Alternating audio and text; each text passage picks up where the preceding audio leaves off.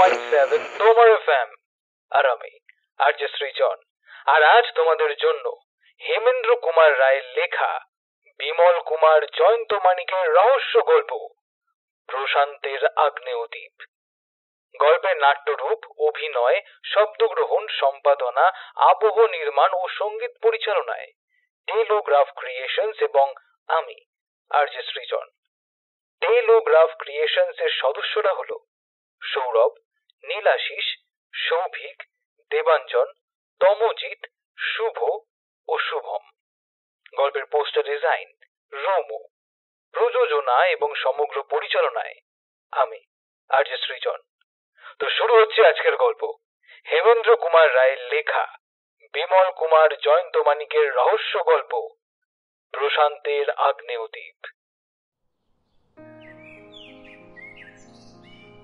আজ মাসের পয়লা।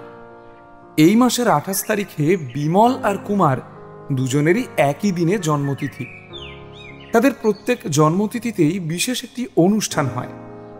এবারকার উৎসবে কি করা কর্তব্য, সেদিন সকালের চায়ের আসরে বসে গভীরভাবে চলছিল তারই আলোচনা। জয়ন্ত এবং মানিকও মাঝে মাঝেই বিমলদের সঙ্গে দেখা করতে আসত। সেদিনও এসেছিল। আর সুন্দরবাবুর কথা তো বলাই বাহুল্য, কারণ এখানকার প্রভাতী চায়ের বৈঠকে কোনোদিনই তাকে অনুপস্থিত দেখা যায় না।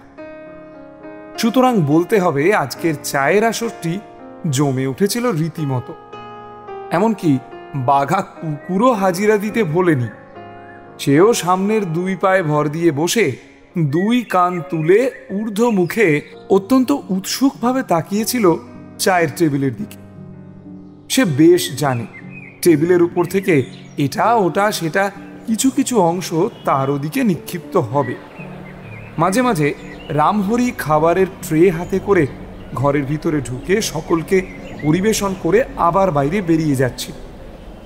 সুন্দরবাবু একখানা গোটা স্যান্ডউইচ নিজের মস্ত মুখবিবরে ছেড়ে দিয়ে চর্বণ করতে করতে অস্পষ্ট স্বরে বললেন, বিমল ভাইয়া, তোমাদের প্রতি জন্মতিথিতেই তো আমরা এসে নিমন্ত্রণ খেয়ে যাই, কিন্তু এবারকার খাদ্য তালিকার ভেতরে আমার একটি বিনীত প্রার্থনা ঠাঁই পাবে কি? সুন্দরবাবুকে জ্বালাবার কোনো সুযোগই মানিক ত্যাগ করে না। সে বলল, আপনার বিনীত প্রার্থনাটি নিশ্চয়ই খুব অসাধারণ। হয়তো বলে বসবেন কাঁঠালের আমসত্ব খেতে দিতে হবে আপনাকে। সুন্দরবাবু সটাক মাথা নেড়ে বললেন, না না, কখনো না। অমন অসম্ভব আবদার আমি করব না। ফাজিল ছোকরা কোথায়! আমায় কি কচি খোকা পেয়েছ? আমাদের জন্মদিন আসতে না আসতে এই চায়ের পেয়ালায় তুমুল তরঙ্গ তোলা কেন? মানিকবাবু, আপনি সুন্দরবাবুকে আর বাধা দেবার চেষ্টা করবেন না। ওর যা বলার উনি বলুন না। সুন্দরবাবু মানিকের দুষ্টুমি ভরা হাসির দিকে একবার সন্দেহপূর্ণ দৃষ্টিতে তাকিয়ে বললেন, আমার কথাটা কি জানেন কুমারবাবু? এবারে আপনাদের জন্মতিথির খাদ্য তালিকায় কিঞ্চিত নূতনত্ব সৃষ্টি করলে কেমন হয়? কি রকম নতুনত্ব সুন্দরবাবু?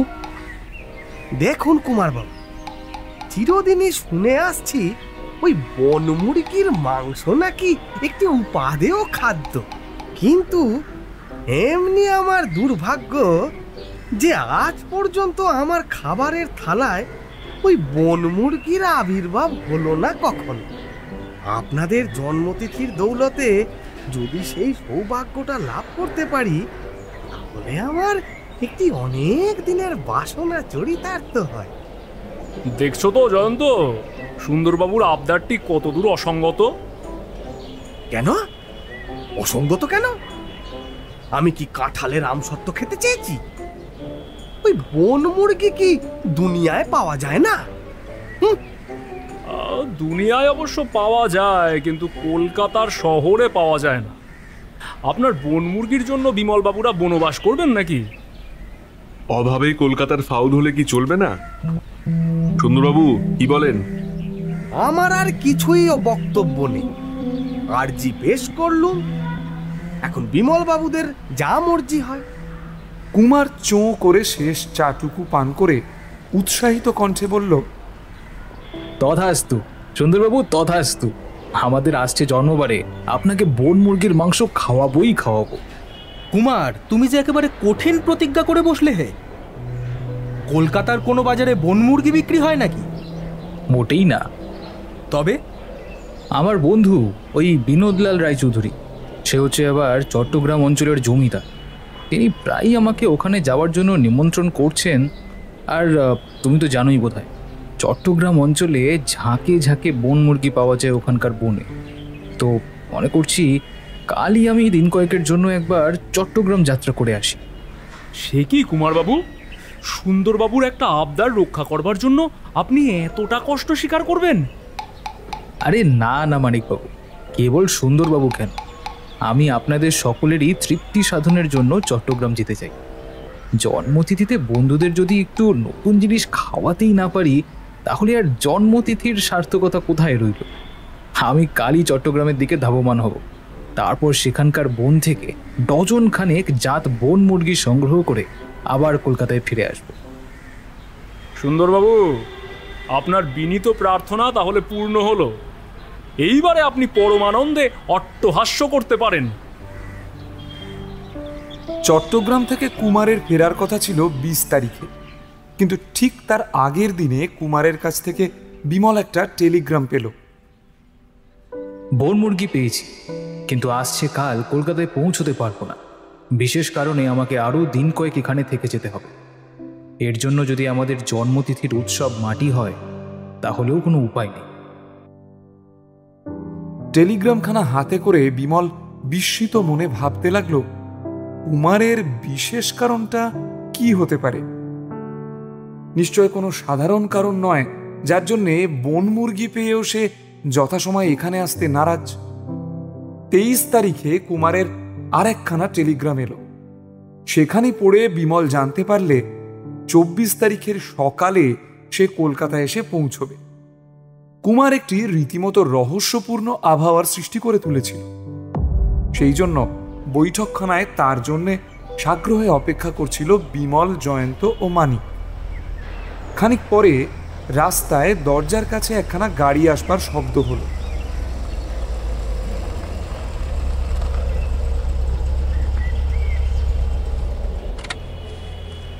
অনতিবিলম্বেই ঘরের ভিতরে প্রবেশ করল কুমার।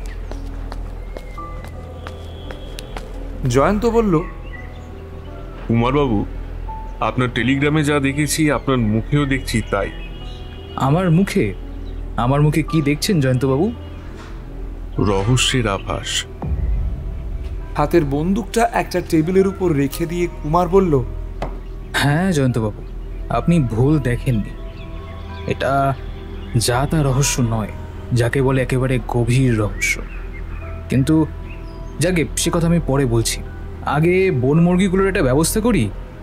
রামহরি, ও রামহরি! কি বলছো কুমার বাবু? আরে, আমাদের গাড়ির চালে এক ঝাঁক জ্যান্ত রাম পাখি আছে, সেগুলোকে বাগানে মুরগির ঘরে রেখে এসো। আর তাড়াতাড়ি আমার জন্য খুব গরম এক পেয়ালা চা বানিয়ে নিয়ে এসো তো। কুমার নিজের কোটটা খুলে একখানা সোফার উপরে নিক্ষেপ করল। তারপর নিজেও সেখানে বসে পড়ে বলল, বিমল, অদ্ভুত ব্যাপার বুঝলে, একেবারে অভাবিত। তোমার মুখ থেকে শুনছি বলেই ব্যাপারটা অদ্ভুত বলে বিশ্বাস করছি। পৃথিবীর 15.5 আনা লোকই যেসব ব্যাপারকে অদ্ভুত বলে মনে করে, তার মধ্যে আমি কিছুমাত্র অদ্ভুতত্ব খুঁজে পাই না। কিন্তু তুমি আমি দুজনেই এই জীবনেই এমন সব অসাধারণ ব্যাপার দেখেছি যে আমাদের কাছে বোধহয় অদ্ভুত বলে আর কিছুই থাকতে পারে না। কাজেই তুমি যা অদ্ভুত আর অভাবিত বলে বর্ণনা করবে, নিশ্চয়ই তার মধ্যে দস্তুর মতো অসাধারণত্ব আছে। আমরা প্রস্তুত, আরম্ভ করো তোমার অদ্ভুত কাহিনী। কুমার সোফার উপর একটু সোজা হয়ে বসল। গল্প শুনবার জন্য উন্মুখ হয়ে সবাই তার মুখের দিকে তাকিয়ে প্রতীক্ষা করতে লাগলো। বিশাল হলঘর একেবারে নিস্তব্ধ। কেমন করে আমি এই জ্যান্ত বন মুরগিগুলো সংগ্রহ করলাম সে কথা শুনবার জন্য নিশ্চয়ই তোমাদের কোনো আগ্রহ নেই। সুতরাং এইটুকু বললেই যথেষ্ট হবে যে চট্টগ্রাম বিভাগে একটা পাহাড়ি অঞ্চলের বনের ভেতর গিয়ে এইগুলোকে আমি বন্দি করে নিয়ে এসেছি। অবশ্য এই কাজে আমার জমিদার বন্ধু বিনোদলাল আমাকে যথেষ্ট সাহায্য করেছে। ফেরার সময় সমুদ্রের ধার দিয়ে আসছিলাম। সমুদ্র থেকে মাইল 10 তফাতে চাকারিয়া নামে একটা জায়গা আছে। সেখানে বিনোদের কয়েক ঘর প্রজাও ছিল। তাদের কয়েকজন বিনোদের সঙ্গে দেখা করতে এলো। লক্ষ্য করে দেখলাম তাদের প্রত্যেকেরই চোখে মুখে দুশ্চিন্তার চিহ্ন। তারা জানালো, একটা নরখাদক জন্তু এসে তাদের উপর ভীষণ অত্যাচার করছে। ইতিমধ্যে অনেক গরু ও ছাগল তো অদৃশ্য হয়েছেই, তার উপরে জনপাচেক মানুষকেও আর খুঁজে পাওয়া যাচ্ছে না। জন্তুটা কি, বাঘ না অন্য কোনো জানোয়ার? উত্তরে জানা গেল যে জানোয়ারটা কেউই সচক্ষে দেখেনি। গফুর আলীর বাড়ি থেকে জানোয়ারটা যেদিন একটা বাছুর নিয়ে যায়, সেই রাত্রে বৃষ্টি পড়ে পথঘাট হয়েছিল একদম কর্দমাক্ত। সকালবেলায় খোঁজাখুঁজির পর বাছুরের আধ খাওয়া দেহটা পাওয়া যায় মাঠের একটা ঝোপের ভিতরে। তবে আশ্চর্যের বিষয় এই, সেখানে কাঁদার উপরে কোনো জন্তুরই পায়ের দাগ পাওয়া যায়নি। কেবল এটা বেশ বোঝা গিয়েছে যে রাত্রে একজন মানুষ এই ঝোপের ভেতরে ঢুকে আবার বাইরে বেরিয়ে এসেছিল। কাদার উপর স্পষ্টভাবেই দেখা গিয়েছিল একটা মানুষের পদচিহ্ন। এখানেই জেগে উঠল আমার আগ্রহ। জিজ্ঞাসা করলাম, তোমরা কি বলতে চাও? মানুষ ছাড়া কোনো জন্তুই মাটির উপরে পদচিহ্ন ফেলে সেই ঝোপের ভেতর প্রবেশ করেনি? প্রবেশ করেনি এ কথা কেমন করে বলবো? ঝোপের ভিতরে বাছুরটার আধ খাওয়া দেহ যখন পাওয়া গিয়েছে, তখন বুঝতে হবে যে এ কাজ কোনো মানুষের নয়।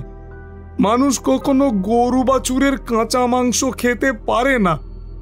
বাছুরটা যে কোনো হিংস্র জন্তুর কবলে পড়েছিল এ বিষয়ে একটুও সন্দেহ নেই।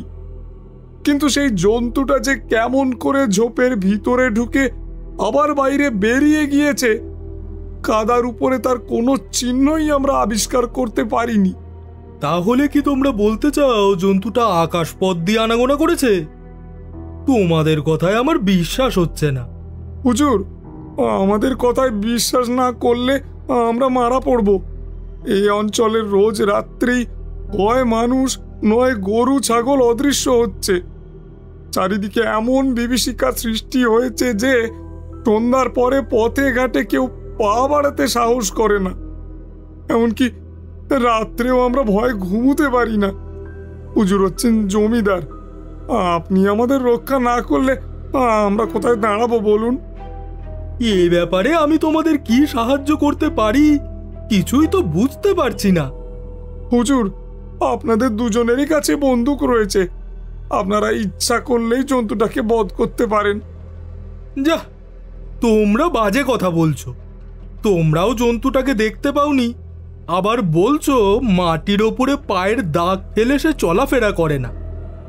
ঝোপের কাছে পেয়েছো মানুষের কতকগুলো পদচিহ্ন। মানুষ গরু বাছুরের কাঁচা মাংস খায় না, এ কথা সত্য। কিন্তু কোনো মানুষ রাত্রে সেই ঝোপের ভিতরে যাবেই বা কেন? তোমাদের কোনো কথারই মানে আমি খুঁজে পাচ্ছি না। হুজুর, হুজুর রক্ষা করুন, আমাদের রক্ষা করুন। আরে আরে, আমরা তোমাদের কেমন করে রক্ষা করব? তোমাদের জন্য কি আমরা বন্দুক ঘাড়ে করে রাত্রে হাটে মাঠে ঘাটে পাহারা দিয়ে বেড়াবো? বিমল, আমি আগেই তোমাকে বলেছি যে ততক্ষণে কিন্তু আমার কৌতূহল রীতিমতো জেগে উঠেছে। ঘটনার মধ্যে আমি বেশ রহস্যের গন্ধ পাচ্ছিলাম। আমি বিনোদকে বললাম, বিনোদ, আমরা ইচ্ছে করলে হয়তো এদের কিছু সাহায্য করতে পারি। কি রকম? তুমি তো কালকেই কলকাতার দিকে রওনা হতে চাও।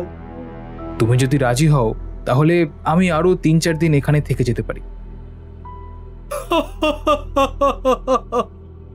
বুঝেছি বুঝেছি, চড়ুকে পিঠ সরসর করে আর ধুনোর গন্ধ পেলেই মনসা নাচেন।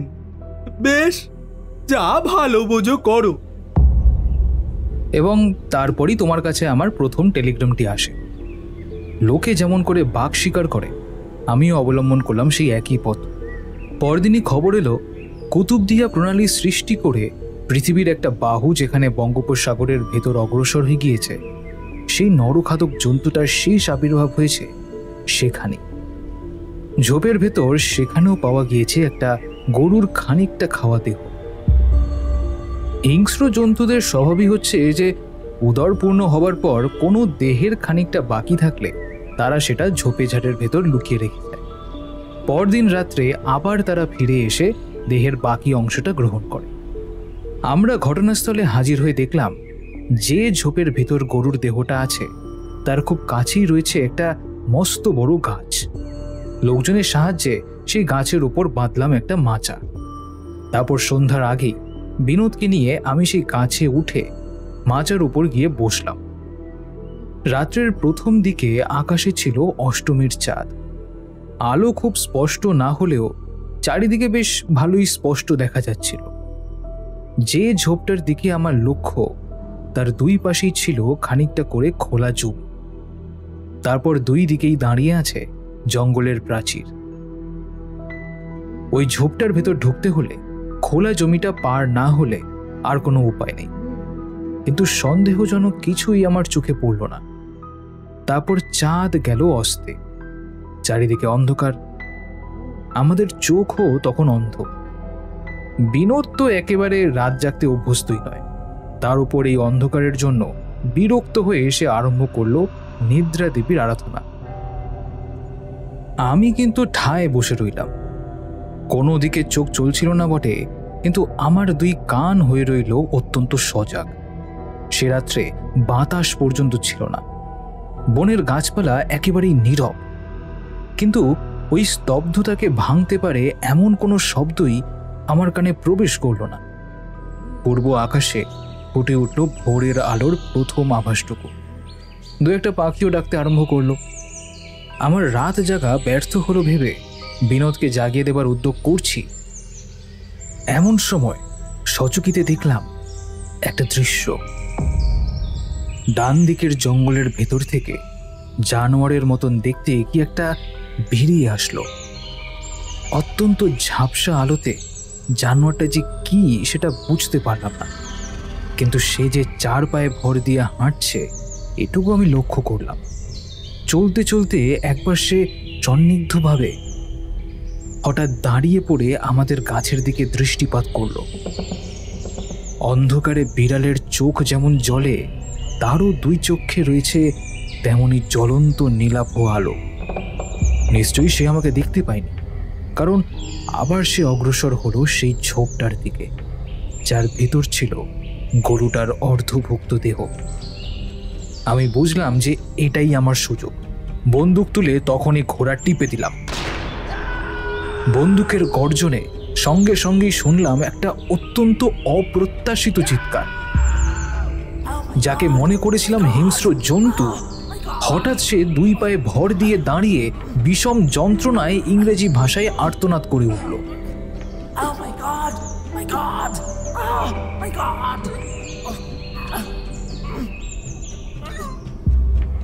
দ্বিতীয়বার বন্দুক ছোড়বার জন্য আমার হাতের আঙুল তখন আবার ঘোড়ার উপর গিয়ে পড়েছিল, কিন্তু মনুষ্য কণ্ঠের সেই আর্তনাদ শুনে আমি এমনই হতভম্ব হয়ে গেলাম যে আর বন্দুক ছুটতে পারলাম না। মানুষই হোক বা জানোয়ারই হোক, সেই জীবটা আবার মাটির উপর পড়ে চতুষ্পদ জন্তুর মতোই বেগে দৌড়ে অদৃশ্য হয়ে গেল সেই ডান দিকের জঙ্গলের মধ্যে। ইতিমধ্যে কানের কাছে বন্দুকের শব্দ শুনে বিনোদলালের ঘুম ভেঙে গিয়েছে। তার উপরে আবার মানুষের আর্তনাদে একেবারে স্তম্ভিত হয়ে গেল সে। ব্যাপার কি কুমার? বন্দুক ছুড়লে কেন? মানুষই বা আর্তনাদ করলো কেন? জানোয়ার ভেবে তুমি মানুষ খুন করলে নাকি? আপাতত তোমার কোনো প্রশ্নেরই সঠিক উত্তর দিতে পারবো না, তবে চতুষ্পদ জন্তুর মতন একটা কিছু দেখেছিলাম নিশ্চয়ই আমি, না হলে খামোকা বন্দুক ছুটতে যাবো কেন? কিন্তু বন্দুক ছোড়বার ঠিক পরেই একটা মানুষের আর্তনাদের সঙ্গে সঙ্গেই মূর্তিটা দুই পায়ে ভর দিয়ে দাঁড়িয়ে উঠল। তারপর সে পালিয়ে গেল আবার চতুষ্পদ জন্তুর মতোই। বিনোদলাল আমার কথা বিশ্বাস করল না, মাথা নেড়ে বলল, তুমি নিশ্চয়ই তন্দ্রায় আচ্ছন্ন হয়ে রজ্জুতে সর্পভ্রম করেছ। চতুষ্পদ জানোয়ার কখনো মানুষের ভাষায় চিৎকার করে না, আর মানুষও কখনো চতুষ্পদ জন্তুর মতো চার পায়ে ভর দিয়ে ছুটে পালায় না। বেশ, তাহলে কাজ থেকে নেমে পড়ো। যে জীবটাকে দেখেছি নিশ্চয়ই সে আমার গুলিতে জখম হয়েছে। জঙ্গলের ভেতর থেকে তাকে খুঁজে বার করা খুব একটা কঠিন হবে না। মাটিতে নেমে আমরা দুজনে বন্দুক প্রস্তুত রেখে অগ্রসর হলাম। জঙ্গলের যেখানে গিয়ে জীবটা অদৃশ্য হয়েছিল সেখানে উপস্থিত হয়ে দেখলাম মাটির ওপর পড়ে রয়েছে টাটকা রক্তের দাগ। সেই রক্তের দাগ ধরে আমরা এগিয়ে চললাম। জঙ্গলের ভেতর দিয়ে বেশ খানিকটা এগোবার পর আমরা গিয়ে পড়লাম একটা খালি মতন জায়গায়। সেই খোলা জমির ওপরে গাছপালা নেই, মাঝে মাঝে আছে কেবল ঝোপঝাড় বা ছোট ছোট আগাছার জঙ্গল। তারপর দেখা যাচ্ছে বঙ্গোপসাগরের সীমাহারা নীল জলের বিস্তার। রক্তের চিহ্ন চলে গিয়েছে সমুদ্রের দিকে। কুমার, তুমি যে জীবটাকে আহত করেছো নিশ্চয়ই সেটা জানোয়ার নয়। এখানে রক্তের দাগের সঙ্গে যে পায়ের চিহ্নগুলো দেখা যাচ্ছে এগুলো মানুষের পায়ের ছাপ না হয়ে যায় না। বিনোদলাল ভুল বলেনি, সত্যি এগুলো মানুষের পায়ের দাগই বটে। বিনোদের কথার কোনো জবাব না দিয়ে পদচিহ্ন অনুসরণ করে আমি দৌড়তে আরম্ভ করলাম। খানিকটা অগ্রসর হবার পরেই হঠাৎ দেখতে পেলাম একখানা নৌকা তট থেকে সমুদ্রের ভেতর দিয়ে ভেসে যাচ্ছে এবং সেখানা চালনা করছে একটি মাত্র মানুষ। আচম্বিতে সমুদ্রের দিক থেকে ভেসে এলো একটা বিশ্রী অট্টহাসি। তোমরা শুনলে বিশ্বাস করবে না, কিন্তু সেই অদ্ভুত অট্টহাসির মধ্যে আমি পেলাম যেন একই সঙ্গে মানুষের কণ্ঠস্বর এবং ব্যাঘ্রের হুঙ্কার। খালি চোখে নৌকাবাহী মূর্তিটাকে ভালো করে দেখা যাচ্ছিল না। তাড়াতাড়ি সেটা বার করে চোখের সামনে ধরলাম। যা দেখলাম তা কেবল আশ্চর্য নয়, উদ্ভটও বটে। নৌকোর ভেতরে বসে আছে একটা সম্পূর্ণ নগ্ন মনুষ্য মূর্তি, কিন্তু তার গায়ের রং অনেকটা চিতাবাঘের মতো। হলদের ওপরে গোল গোল কালো ছাপ। কোনো কথা না বলে দূরবীনটা বিনোদলালের হাতে দিলাম। সেও মূর্তিটাকে দেখে প্রথমটা চমকে উঠল, তারপর দূরবীন নামিয়ে আমার দিকে ফিরে বলল, কুমার, আমার কি সন্দেহ হচ্ছে জানো, ও লোকটা বোধহয় নিজের দেহের ওপর তুলি বুলিয়ে চিতাবাঘের রং ফলিয়েছে। কিন্তু কেন? কেন আর, ও লোকটা বোধহয় ছদ্মবেশে এখানকার সকলকে ভয় দেখাতে চায়। তাহলে তুমি ওকে মানুষ বলেই মনে করছো? নিশ্চয়ই।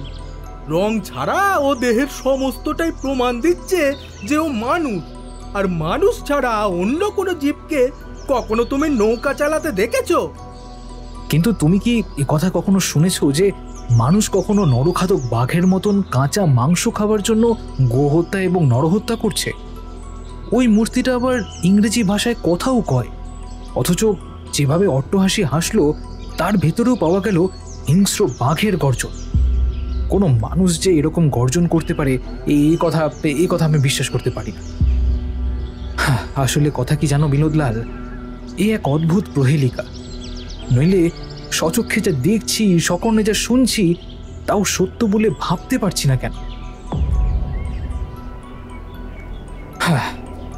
বিমল, এই হচ্ছে আমার কাহিনী।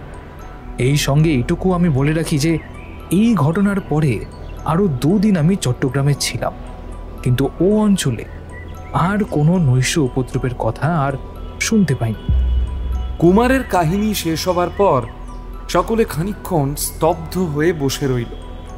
বিমলের কপালের চর্ম কুঞ্চিত হয়ে উঠল, তার মুখে ফুটল গভীর চিন্তার লক্ষণ। সর্বপ্রথমে কথা বলল জয়ন্ত।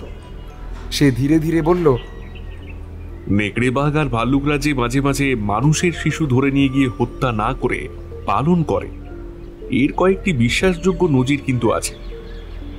কুমারবাবু যে কাহিনী শোনালেন, তাও কি সেই রকম কোনো ব্যাপার হতে পারে না? হয়তো কোনো মানুষ শিশু বয়স থেকে চিতাবাঘিনীর বাসায় পালিত হয়েছিল, তাই সেও পেয়েছে বাঘের স্বভাব। জীবজন্তুর কাঁচা মাংস না হলে তার চলে না। চিতা আর ভাল্লুকের বাসায় পালিত মানুষের কাহিনী যে সত্যি সে বিষয়ে কোনোই সন্দেহ নেই। ওই শ্রেণীর মানুষের স্বভাব জন্তুর মতো হয় বটে, কিন্তু তাদের সম্বন্ধে আরও কতকগুলি কথা জানা গিয়েছে। প্রথমত, প্রত্যেক ক্ষেত্রেই দেখা গিয়েছে তারা 15-20 বছরের বেশি বাঁচে না, অনেকে তারও আগে মারা যায়। দ্বিতীয়ত, জঙ্গল থেকে মানুষের আশ্রয়ে এসেও তারা মানুষের ভাষায় 2-4টের বেশি কথা কইতে শেখে না। তৃতীয়ত, নেকড়ে বা ভাল্লুকের দ্বারা পালিত মানুষের গায়ের রং নেকড়ে বা ভাল্লুকের মতো হয় না। কিন্তু কুমারের কাহিনীতে আমরা যে মানুষটির কথা শুনলাম তা হচ্ছে সম্পূর্ণ স্বতন্ত্র। আহত হলে সে পরিষ্কার ইংরেজি ভাষায় আর্তনাদ করে। এই ভাষা সে কোথায় কার কাছে শিখল? ভারতবর্ষের কোথাও চিতাবাঘের দ্বারা পালিত মানুষ যদি সাহেবের আশ্রয়ে এসে ইংরেজি ভাষা শিখত, সে কথা আজ দেশে দেশে বিখ্যাত হয়ে উঠত। কিন্তু এমন কোনো চিতা মানুষের কাহিনী কোনোদিনই আমাদের কানে ওঠেনি। তারপর কুমার বলছে তার গায়ের রং নাকি চিতাবাঘের মতো। চিতার বাসায় পালিত হলেও সে হচ্ছে মানুষ, সুতরাং প্রকৃতি বন্য হলেও তার গায়ের রং কখনো চিতার মতো হতে পারে না। তার উপরে সে নাকি শিকার করে মানুষ ও জন্তুর কাঁচা মাংস খায়। জন্তুর দ্বারা পালিত যে মনুষ্য শিশু লোকালয়ে ফিরে এসেছে তাদেরও এরকম স্বভাবের কথা আগে শোনা যায়। যদি তর্কের খাতিরে ধরে নেওয়া যায় এই চিতা মানুষটা বরাবর বনে থেকে নরখাদক বাঘের মতোই হিংস্র হয়ে উঠেছে, তাহলে এখানে প্রশ্ন উঠবে, তবে সে ইংরেজি ভাষা শিখল কার কাছ থেকে? আর লোকালয়ে না এসেও সে নৌকা চালনা করবার ক্ষমতা অর্জন করল কেমন করে? না জয়ন্তবাবু, এই ঘটনার ভেতরে আছে আরও গভীরতর রহস্য। কিন্তু সে রহস্যের চাবিকাঠি যখন আমাদের কাছে নেই, তখন ও কথা নিয়ে মাথা ঘামিয়ে আপাতত কোনো লাভই হবে না। তার চেয়ে এখন উচিত হচ্ছে কুমারবাবুর প্রসাদে যে বন্য রামপক্ষীগুলি আত্মদান করবার জন্য আমাদের দ্বারস্থ হয়েছে, সকলে মিলে তাদের পরিদর্শন করে আসা। কুমার উঠে দাঁড়িয়ে হাসি মুখে বলল, বেশ তো, চলুন না। আসুন জয়ন্তবাবু, এসো বিমল। আপাতত মুরগি দেখবার ইচ্ছা আমার নেই, তোমরা যাও। জয়ন্ত ও মানিককে নিয়ে কুমার ঘরের ভেতর থেকে বেরিয়ে গেল। মিনিট 15 পরে তারা যখন আবার ফিরে এলো, তখন দেখল বিমল একখানা বই হাতে নিয়ে চুপ করে বসে আছে। ওখানা কি বই বিমল? এখানে H.G. ওয়েলসের বই, তুমিও পড়েছ। এর নাম হচ্ছে দ্য আইল্যান্ড অফ ডক্টর মোরো। মনে আছে? এই বইখানা নিয়ে আমরা দুজনে মিলেই অনেক জল্পনা কল্পনা করেছিলাম। কুমারের 2 চক্ষু বিস্ফারিত হয়ে উঠল। অল্পক্ষণ নীরব থেকে সে বলল, বিমল, তুমি তুমি কি বলতে চাও? না না, তা হচ্ছে অসম্ভব। কি অসম্ভব কুমার? ডক্টর মরোর দ্বীপের সঙ্গে নিশ্চয়ই চট্টগ্রামের ওই আশ্চর্য মানুষটার কোনো সম্পর্ক নেই। কেন? প্রশান্ত সাগরের দক্ষিণ আমেরিকার পাশে কোথায় সেই ডক্টর মরোর আশ্চর্য দ্বীপ, আর কোথায় এই ভারতবর্ষের চট্টগ্রাম? ওই দ্বীপের কোনো জীব কেমন করে এখানে এসে হাজির হবে বলো? এটা কি করে সম্ভব হয়? কুমার, তোমার প্রশ্নের উত্তর না দিয়ে আমিও তোমাকে একটা প্রশ্ন করতে চাই। ওখান থেকে কোনো জীবের ভারতবর্ষে আসাটা কি ডাক্তার মোরোর দ্বীপের চেয়েও বেশি অসম্ভব? তুমি কি বলতে চাও বিমল? ভূপর্যটক ফিলিপ সাহেবের কথা তোমার মনে আছে? ফিলিপ, যার সঙ্গে আমরা দক্ষিণ আমেরিকার ইকুয়েডর রাজ্যের সূর্যনগরীর গুপ্তধন দেখতে গিয়েছিলাম? নিশ্চয়ই, আলবাত মনে আছে। তার কথা কি করে এত শিগগিরই ভুলতে পারি? হ্যাঁ, আমি সেই ফিলিপ সাহেবের কথাই বলছি। এটাও তুমি ভোলনি বোধ হয়। মিস্টার ফিলিপ তার ভূপর্যটনের গল্প বলতে বলতে কত দেশের বিচিত্র সব রহস্যের কথা শুনিয়েছিলেন। তারই মুখে ডাক্তার মোরোর দ্বীপের কথা আমি প্রথম শুনি। প্রশান্ত মহাসাগরের ঠিক যেখানে সেই দ্বীপটি আছে, মিস্টার ফিলিপ একখানা নকশা এঁকে তাও আমাকে দেখিয়ে দিয়েছিলেন। আমরা যদি একখানা জাহাজ ভাড়া করে সমুদ্রপথে বেরিয়ে পড়ি, তাহলে সেই নকশা অনুসারে অনায়াসেই মোরোর দ্বীপে গিয়ে হাজির হতে পারব। কিন্তু বিমলবাবু, কুমারবাবুর মুখে যে অদ্ভুত মানুষটার গল্প শুনে আপনি এই সিদ্ধান্তে উপস্থিত হয়েছেন, আমিও সেই মানুষটার সঙ্গে সুদূর প্রশান্ত মহাসাগরের কোনো অদ্ভুত দ্বীপের কিছুমাত্র সম্পর্ক আবিষ্কার করতে পারছি না। আমারও প্রশ্ন হচ্ছে, একখানা ছোট বোটে চড়ে অত দূর থেকে সমুদ্রে পাড়ি দিয়ে কেউ কি ভারতবর্ষে এসে উঠতে পারে? জয়ন্তবাবু, মাঝে মাঝে আপনি কি খবরের কাগজে পড়েননি যে ছোট ছোট তুচ্ছ নৌকায় চড়ে একাধিক সাহেব সমুদ্রপথে পৃথিবী ভ্রমণ করেছেন?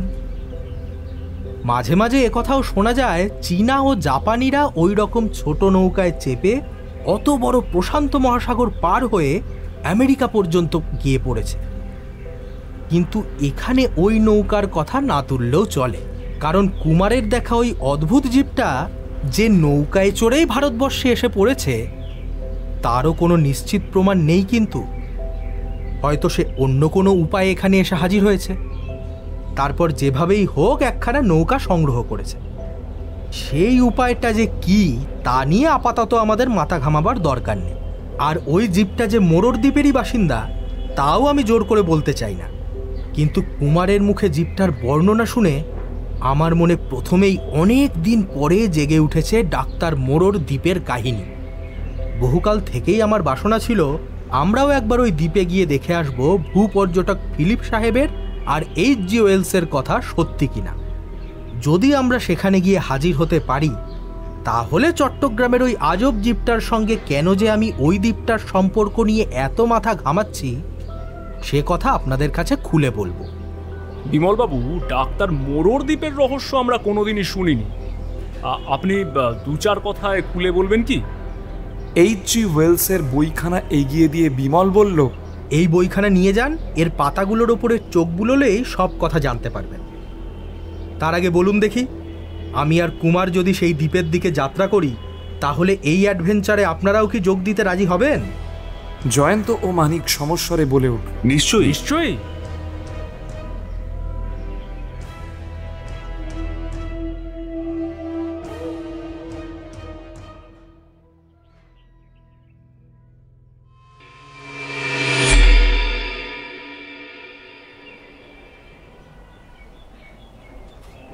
বিমলের অনুমান ফিলিপ সাহেবের গল্প আর H.G. ওয়েলসের রচনা সত্য না হলেও আমি কিছুমাত্র দুঃখিত হব না। জীবনে বড়ই ঘটনার অভাব হয়েছে। কলকাতা শহরকে মনে হচ্ছে ছোট্ট খাঁচার মতো। এখানে আর বেশি দিন আবদ্ধ হয়ে থাকলে বেতর রোগীর মতন শয্যাগত হয়ে পড়ব। অন্য কোনো ঘটনা ঘটুক বা নাই ঘটুক, অন্তত বঙ্গোপসাগর থেকে প্রশান্ত মহাসাগর পর্যন্ত ছুটোছুটি করে তো আসা যাবে। আমার পক্ষে তাও হবে একটা বিপুল মুক্তির মতো।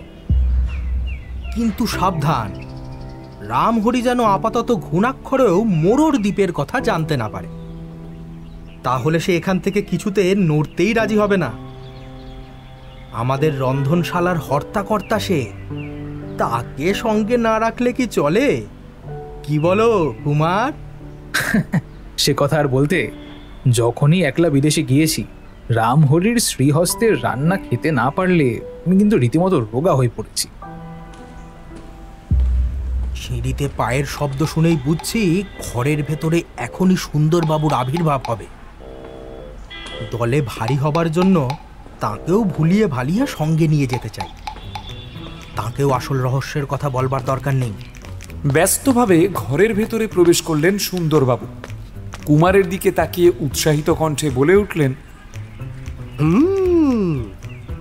এই যে কুমার বাবু, আমার বন মুরগিদের খবর কি?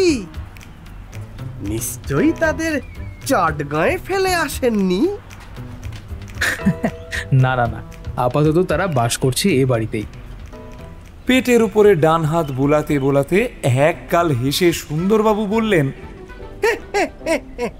চমৎকার চমৎকার। সুন্দরবাবুকেও অবশেষে রাজি করানো গেছে। বনমুরগির রসাস্বাদন করে তিনি যার পর নাই তৃপ্ত হয়েছেন। অবশেষে শুরু হলো ডক্টর মোরের সেই অদ্ভুত দ্বীপের উদ্দেশ্যে অ্যাডভেঞ্চার প্রিয় এই দলটার যাত্রা।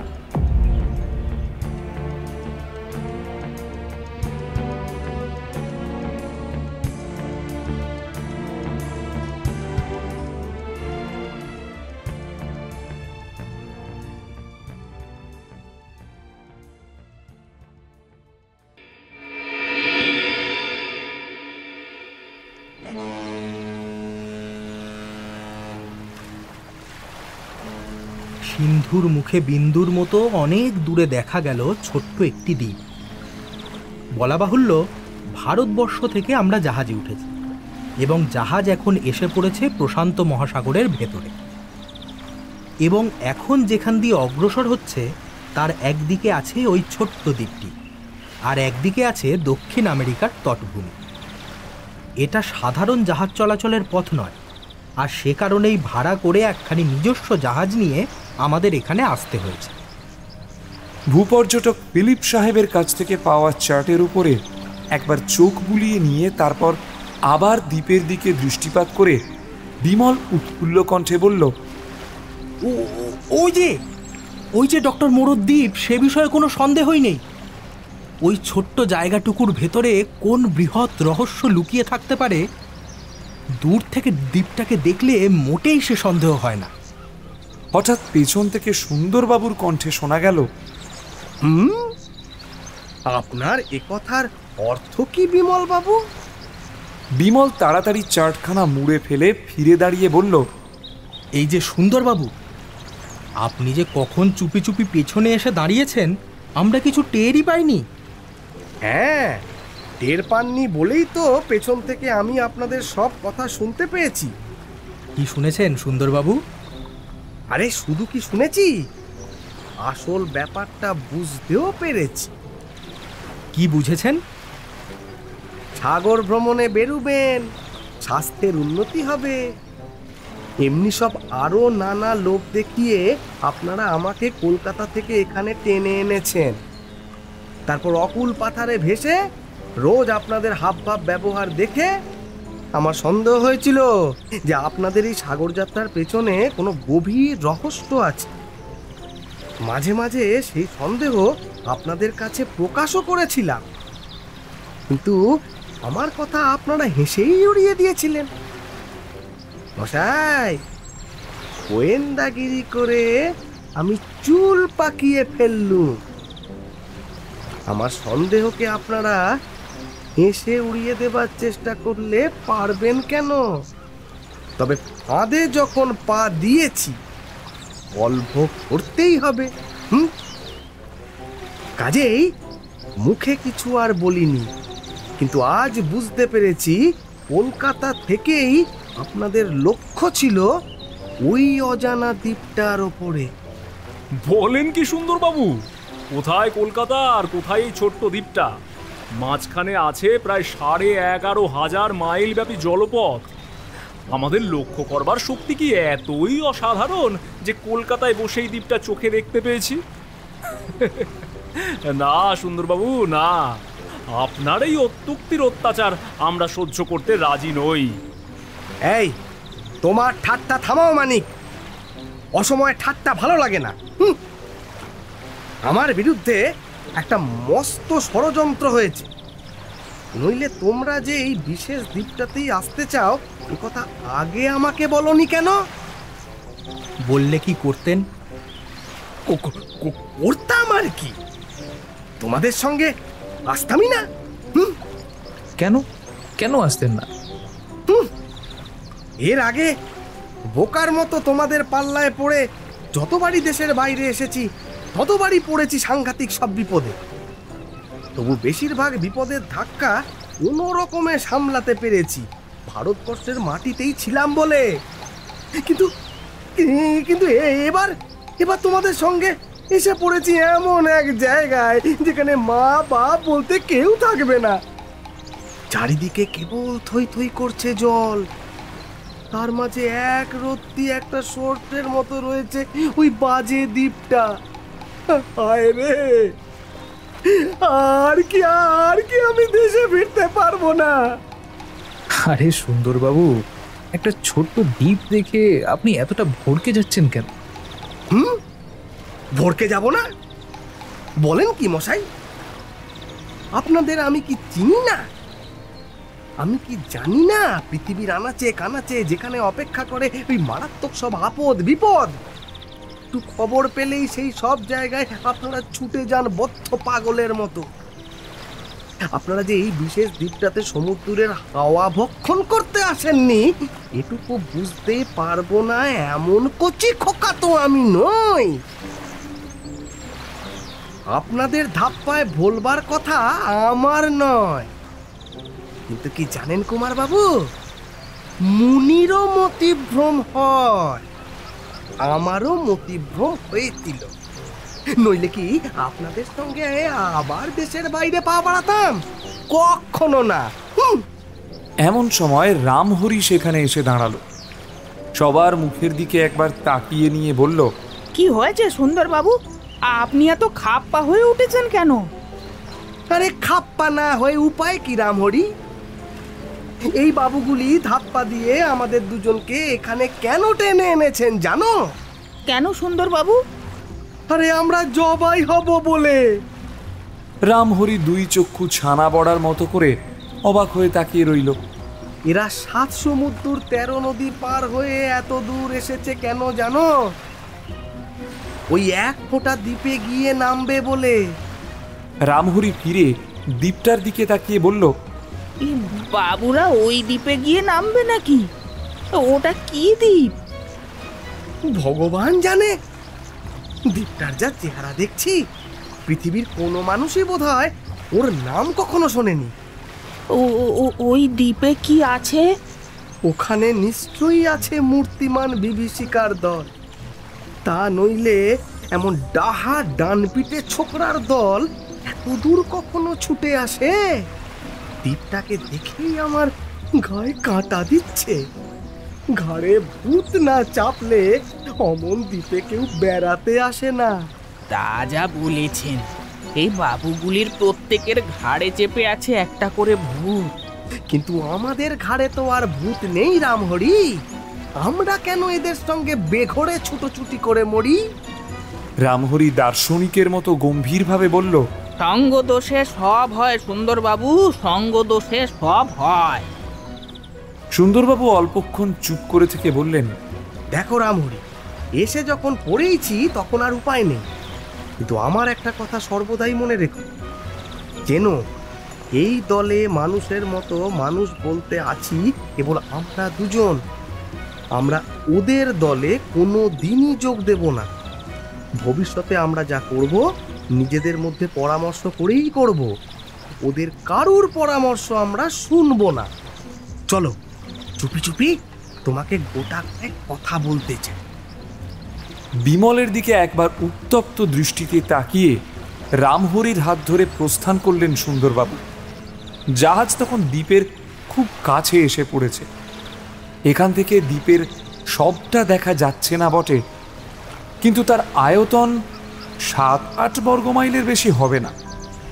এই অঞ্চলে অধিকাংশ দ্বীপেরই উৎপত্তি আগ্নেয়গিরির বিস্ফোরণের ফলে। এই দ্বীপটির উৎপত্তির মূলেও সেই কারণেই অনুমান করা যায়। দ্বীপের একদিকে রয়েছে নতন নত মুক্ত ভূমি, বাকি সবখানেই দেখা যাচ্ছে ঘন সবুজ রঙের ছবি, লতা গুল্ম পাতায় ঢাকা গাছের পর গাছের দল। সবচেয়ে বেশি চোখে পড়ে তাল জাতীয় একরকম গাছ। একদিকে সমুদ্রের নীল জলের ওপর ঝুঁকে দাঁড়িয়ে আছে খুব উঁচু ও সুদীর্ঘ কালো পাথুরে পাড়। তার উপরে একটানা চলে গিয়েছে বড় বড় ঝোপের পর ঝোপ। সেখানকার নিবিড় শ্যামলতার ওপর দিয়ে গড়িয়ে গড়িয়ে পড়ছিল প্রভাত সূর্যের সোনালি জলের ঢেউ। বিমলের দৃষ্টি হঠাৎ চমকে উঠল। একদিকে আঙুল দেখিয়ে সে বলল, দেখুন জয়ন্তবাবু, দেখুন।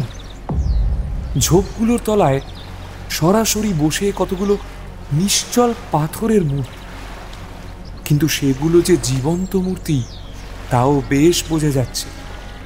স্পষ্ট করে দেখা না গেলেও তাদের মানুষ বলেই মনে হয়। কিন্তু প্রত্যেক মূর্তির গায়ের ওপরই দেখা যাচ্ছে নানান রকম রঙের খেলা, হলদে, কালো, সাদা ও লালচে, আরও নানা রকম রং। বিমল, ওরা যদি মানুষ হয় তাহলে ওদের গায়ের রং ওরকম কেন? ওরা কি গায়ের সঙ্গে মেলানো কোনো রঙিন পোশাক পরে আছে? কিছুই তো বলতে পারছি না। ডক্টর মোরোর দ্বীপে যে ওরকম রঙিন পোশাক পরা মানুষ আছে এ খবর তো আমিও পাইনি। জাহাজের সাইরেন হঠাৎ তীব্র স্বরে বেজে উঠে আকাশ বাতাস চারদিক যেন বিদীর্ণ করে দিল। সঙ্গে সঙ্গে ঝোপগুলোর সম্মুখ থেকে প্রত্যেক মূর্তি এক এক লাফ মেরে অদৃশ্য হয়ে গেল। ওগুলো নিশ্চয়ই মানুষের মূর্তি নয়। কেন? মানুষ কখনো বসে বসেই অত উঁচু লাফ মেরে ঝোপের ভেতরে গিয়ে পড়তে পারে? বিমল কোনো উত্তর দিল না, কিন্তু সুন্দরবাবুর টনক নড়ল। দুই চক্ষু বিস্ফারিত করে তিনি মত প্রকাশ করলেন, ওগুলো মানুষ নয়। আপনি কি বলতে চান সুন্দরবাবু? দুই ভুরু সংকুচিত করে সুন্দরবাবু বললেন, আমি বলতে চাই তুমি একটি পাজির পা ঝাড়া। রামহরি, ও রামহরি, শুনেছ? যা ভেবেছি তাই। আমরা এসেছি একটা ভুতুড়ে দ্বীপে। জাহাজ আর অগ্রসর হতে পারলেন, সেইখানেই নোঙর ফেলল। বিমলের আদেশে খালাসিরা দ্বীপে যাওয়ার জন্যে বোট নামাবার তোড়জোড় শুরু করল। রামহরির কানে কানে সুন্দরবাবু বললেন, আমাদের দুজনের কি করা উচিত জানো রামহরি? ওই দ্বীপে না উঠে এই জাহাজের ভিতরেই থেকে যাওয়া উচিত। তা হয় না বাবু মশাই। খোকা বাবু জমালয়ে যেতে চাইলে আমাকেও তার সঙ্গেই যেতে হবে। সুন্দরবাবু এমন একটা মুখভঙ্গি করলেন যা দেখে বোঝা গেল রামহরির উত্তর শুনে তিনি মোটেই প্রীত হননি। একদিকে অরণ্য ও ছোট ছোট পাহাড়ের শিখর, একদিকে একটি ছোট্ট নদী এবং আর দুই দিকে 15-16 হাত প্রবাল প্রাচীর। তারই মাঝখানে ফেলা হয়েছে কয়েকটা তাঁবু। বিমলবাবু, আপনি চমৎকার স্থান বেছেছেন। ওই দুদিকে প্রবাল প্রাচীর আছে বলে শত্রু আসবার ভয় নেই। শুধু ওই জঙ্গল আর নদীর দিকে সাবধানী দৃষ্টি রাখলেই আমরা নিরাপদে থাকতে পারব। হঠাৎ সুন্দরবাবু একটা সুউচ্চ লাফ দিয়ে বলে উঠলেন, বাপরে, ভূমিকম্প হচ্ছে। ভয় নেই সুন্দরবাবু, ভয় নেই। এখানে পায়ের তলায় মাঝে মাঝে মাটি এমনি কাঁপবে। বটে, এখানকার মাটির এমন বেয়াড়া স্বভাবের কারণটা কি শুনি? এটা সাধারণ দ্বীপ নয়। এখানে সমুদ্রের তলায় যে আগ্নেয় পর্বত আছে, এই দ্বীপটিকে তারই চূড়ো বলে ধরে নেওয়া হয়। আমি আর কুমার দ্বীপের খানিকটা পরিদর্শন করে এসেছি। চারিদিকেই দেখেছি পাথরের গায়ে রয়েছে গর্তের পর গর্ত। সেই সব গর্ত আর কিছুই নয়, আগ্নেয় পর্বতের ধোঁয়া বেরোবার পর। ওই দেখুন, খানিক দূরে একটা ধোঁয়ার রেখা দেখতে পাচ্ছেন? ওখানেও গর্তের ভেতর দিয়ে বেরিয়ে আসছে আগ্নেয় পর্বতেরই ধোঁয়া। ও বিমল বাবু, আপনি যে আমার আক্কেল গুড়ুম করে দিলেন। পায়ের তলায় ভূমিকম্প আর আগ্নেয়গিরি নিয়ে মানুষ কখনো বাস করতে পারে? কোনোদিন দাউ দাউ করে জ্বলে উঠবে আগুন, আর আমাদের দেহের বদলে এখানে পড়ে থাকবে খালি মুঠো কয়েক ছাই। অতটা দুর্ভাবনার দরকার নেই। H.G. Wells সাহেবের গল্পের নায়ক এই দ্বীপে এসেছিল 1887 সালে। তারও 10-15 বছর আগে যে দ্বীপটার অস্তিত্ব ছিল এমন প্রমাণও পাওয়া গিয়েছে। এতদিনের মধ্যেও আগ্নেয়গিরি যখন উৎপাত করেনি, তখন আরও গোটা কয়েকদিন আমরা বোধহয় নিরাপদেই কাটিয়ে দিতে পারবো। বিমলদের সঙ্গে এসেছিল 12 জন গুর্খা। তারা সকলেই আগে ফৌজে কাজ করত। বিমল তাদের ডেকে হুকুম দিল, যে দুদিকে প্রবাল প্রাচীর নেই সেইখানে সবসময় বন্দুক নিয়ে পাহারা দেবে তোমরা। আর আপনারাও শুনুন, আমাদের সবাইকে এখানে সর্বদাই সশস্ত্র হয়ে থাকতে হবে, কারণ কোন দিক দিয়ে কখন শত্রুর আবির্ভাব হবে কিছুই বলা যায় না। কুমার, আমার মেশিন গান দুটো তুমি বাইরে এনে বসিয়ে রাখো। এই সব আয়োজন দেখে সুন্দরবাবুর উদ্বেগ ও অশান্তি ক্রমেই বেড়ে উঠতে লাগলো। কিন্তু বিমল, কুমার, মানিক ও জয়ন্তর কাছ থেকে তিনি কোনো সান্ত্বনাই খুঁজে পেলেন না। তাদের কাছে গেলেই তিনি পান শুধু ভীষণ সব সম্ভাবনার ইঙ্গিত। শেষটা রীতিমতো মুচড়ে পড়ে তিনি ঢুকলেন গিয়ে রামহরির তাঁবুর ভেতরে। রামহরি রান্নায় ব্যস্ত ছিল। তার রন্ধনের বিচিত্র আয়োজন দেখে সুন্দরবাবুর অশান্ত মনটা অনেকটা প্রশান্ত হয়ে উঠল। আরেকটি প্রাণীও সেই তাঁবু রান্নাঘরের আশেপাশে উঁকি ঝুঁকি মারছিল। সে হচ্ছে বাঘা। তার নাসারন্ধ্রে প্রবেশ করেছে মাংসের সুগন্ধ। সেই রাতেই চন্দ্রহীন অন্ধকার যেন কান পেতে শুনছে বিশাল সাগরের উচ্ছ্বসিত তরঙ্গ কোলাহল। এটা কি? ওরে বাবা রে, ওরে বাবা রে, তো ভুতুরে জানোয়ার রে, এটা কি? বাঁচাও, বাঁচাও! আচম্বিতে মানুষের আর্তনাদের পর আর্তনাদে চারিদিক হয়ে উঠল ধ্বনিত প্রতিধ্বনিত। সঙ্গে সঙ্গে বারবার শোনা গেল রিভলভারের শব্দ। তারপরেই জাগল কুকুরের ক্রুদ্ধ চিৎকার। বিমল, কুমার, জয়ন্ত ও মানিক সকলেই ব্যস্তভাবে তাঁবুর ভেতর থেকে বেরিয়ে এলো। এই যে সুন্দরবাবুর গলা, বাঘাও চেঁচাচ্ছে। সুন্দরবাবু ক্রমাগত রিভলভার ছুড়ছেন, ব্যাপার কি? সকলে দ্রুত পদে সুন্দরবাবুর তাঁবুর ভেতরে ঢুকে টর্চের আলো ফেলে দেখল তাঁবুর এক কোণে আড়ষ্ট হয়ে দাঁড়িয়ে থরথর করে কাঁপছেন সুন্দরবাবু। তার মুখ চোখ আতঙ্কগ্রস্ত। আরে কি হয়েছে সুন্দরবাবু? আপনার এমন অবস্থা কেন? প্রথমটা সুন্দরবাবু কোনো কথাই বলতে পারলেন না। তারপর কেবলমাত্র বললেন, হনুমান বিছে। হনুমান বিছে? হ্যাঁ হ্যাঁ, হনুমান বিছেই বলো আর বিছে হনুমানই বলো।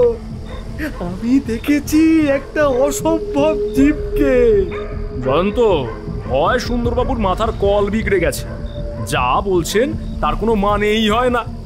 ভয়ার্ত সুন্দরবাবু এইবারে হলেন রীতিমতো ক্রুদ্ধ। চেঁচিয়ে বলে উঠলেন, হ্যাঁ হে বাপু, আমার তো মাথার কল বিগড়ে গেছে, কিন্তু এখানে আজ ওটা থাকলে তোমার দেহের ওপরে মাথাটাই বজায় থাকতো কিনা সন্দেহ। আমি যা দেখেছি কেউ কোনোদিন দুঃস্বপ্নেও তা দেখেনি। বাপ রে বাপ, আমার বুকটা এখনো শিউরে শিউরে উঠছে। ভাগ্যের রিভলভারটা ছিল, নইলে নইলে আজ কি যে হতো কিছুই বলা যায় না। শান্ত হন সুন্দরবাবু, ভালো করে বুঝিয়ে বলুন আপনি কি দেখেছেন। সুন্দরবাবু ধপাস করে বিছানার উপরে বসে পড়ে আগে খুব খানিকক্ষণ হাঁপিয়ে নিলেন। তারপর কতকটা প্রকৃতিস্থ হয়ে বললেন, আমি স্বচক্ষে সত্যই যা দেখেছি, তাছাড়া আর কিছুই বলবো না। আমি ভুলও দেখিনি, অত্যুক্তিও করব না, কিন্তু আপনারা দয়া করে আমার কথায় বিশ্বাস করবেন। খাওয়া দাওয়ার পর সবার সঙ্গে খানিক গল্প গুজব করে নিজের তাঁবুতে এসে আমি তো শুয়ে পড়লাম। খানিক পরেই ঘুমের ঘোরে জুড়িয়ে এলো চোখের পাতা। তখন ঘুমিয়েছিলাম জানি না, কিন্তু হঠাৎ আমার ঘুম ভেঙে জেগে উঠেই মনে হলো তাঁবুর ভেতরে আমি আর একলা নেই। প্রথমেই নাকে এলো কেমন একটা উটকা গন্ধ। তারপরেই শুনলাম মাটির ওপরে খসখস করে শব্দ হচ্ছে। আস্তে আস্তে বিছানার ওপরে উঠে বসলাম। ঘুমোবার সময় আলো নিভিয়ে দিইনি। তাঁবুর এক কোণে জ্বলছিল হ্যারিকেন লণ্ঠটা। এই আলোতে দেখলাম বেশ একটা মোটা সাপের মতো জীব আমার খাটের তলায় গিয়ে ঢুকছে। বাইরে বেরিয়ে আছে কেবল তার লেজের দিকটা। ভালো করে দেখে বুঝলাম এটা সাপ নয়, আর গায়ের রং তেঁতুলে বিছের মতো, আর দেহের গড়নও প্রায় সেই রকমই। লম্বায় তার দেহটা কতখানি তা বুঝতে পারলাম না বটে, কিন্তু চওড়ায় তার দেহটা ওই 7-8 ইঞ্চির কম হবে না। এত বড় বিছের কথা জীবনে কোনোদিন শুনি। এ যদি কামড়ায় তাহলে আমার অবস্থা কি হতো তা অনুমান করেই তাড়াতাড়ি বালিশের তলা থেকে ওই রিভলভারটা বার করে। বিছেটা বোধহয় টের পেয়েছি যে আমি জেগে উঠেছি। সাত করে তার দেহের সবটাই ঢুকে গেল ওই খাটের তলে। আমি মোটা কাপড়ে পড়ে বিছানার উপরে উবু হয়ে বসে ভীষণ ভয়ে ঘেমে উঠতে লাগলাম। আহারে, আমি তো ভাবছি আপনাকে দেখে ওই বিছে বেচেরাও বেজায় ভয় পেয়েছে। এই বিপুল আকার ভুঁড়ি দেখলে যে কারোরই ভয় পাওয়াটাই স্বাভাবিক। এই তুমি থামো তো, ফাজিল ছোকরা কোথাকার। সুন্দরবাবু, আপনি বলুন তারপর কি হলো? তারপর আচমকা একটা ভয়ানক উদ্ভট জীব ওই খাটের তলা থেকে বাইরে এসে পড়লো। সেটাকে দেখে তো আমার চক্ষু চড়ক গাছ মশাই। বিমল বাবু, আপনি কি কল্পনা করতে পারেন প্রায় 6 ফুট লম্বা ও 7-8 ইঞ্চি চওড়া বৃশ্চিকের দেহের সঙ্গে সংলগ্ন হয়ে আছে একখানা মস্ত হনুমানের মুখ? কল্পনা তো করতে পারবেনই না, হয়তো আমার কথা বিশ্বাসও করবেন না, কিন্তু আমি কিছু মাত্র ভুল দেখিনি। বলেন তো ঈশ্বরের নামে শপথ করতে পারি, গোখরো সাপেরা ফনা তুলে যেমন মাটির ওপর থেকে খানিকটা উঁচু হয়ে ওঠে, ওই কিম্ভূতকিমাকার আশ্চর্য জীবটা ঠিক সেইভাবেই উঁচু হয়ে আমার দিকে জ্বলন্ত চোখে তাকিয়ে রইল। তারপর দাঁত মুখ খিচিয়ে এসে গর্জন করে উঠতেই আমি রিভলভারের গোড়া টিপে দিল।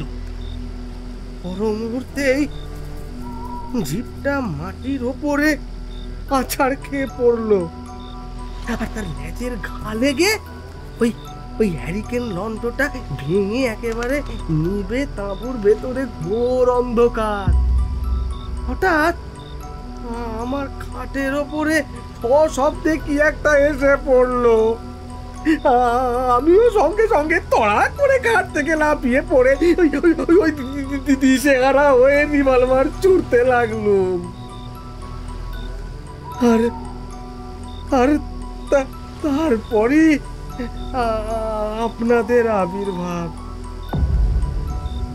এখন তো দেখছি সে আশ্চর্য জীবটার তাঁবুর ভেতরে নেই।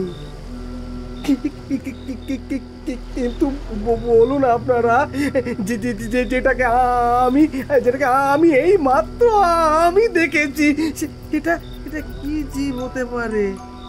আপনারা হয়তো বলবেন ঘুমিয়ে ঘুমিয়ে দুঃস্বপ্ন দেখে ভয় আমি জেগে উঠেছি।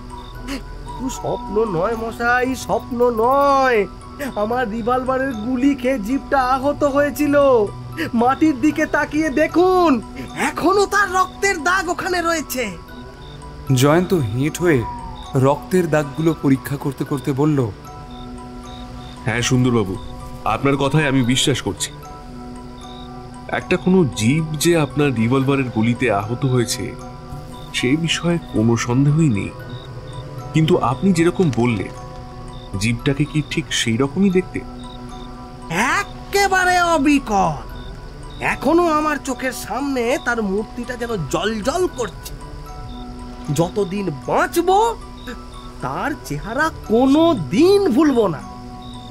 জীবতত্ত্বে হনুমানের মতন মুখ আর বৃশ্চিকের মতন দেহধারী প্রাণীর কথা কোথাওই পাওয়া যায় না। কোনো জীবতত্ত্ববিদও এরকম উদ্ভট জীবের অস্তিত্ব স্বীকার করবেন। জীবতত্ত্বের পণ্ডিতরা আমার কথা শুনে কি বলবেন তা নিয়ে আমি মাথা ঘামাতে চাই না।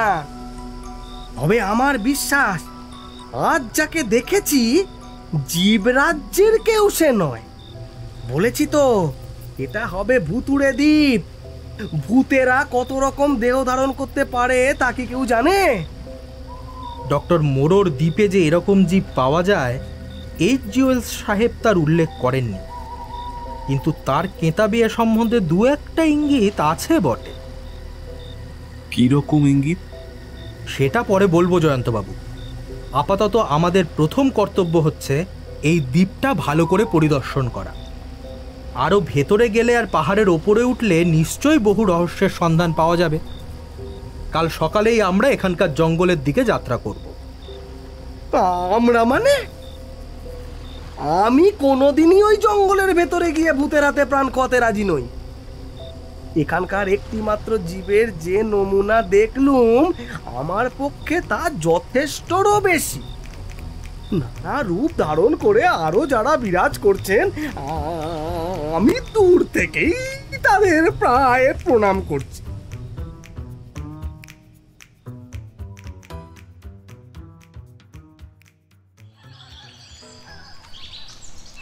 সকালবেলায় চায়ের আসরে বিমলের কাছে গিয়ে রামহরি মিনতি করে বলল,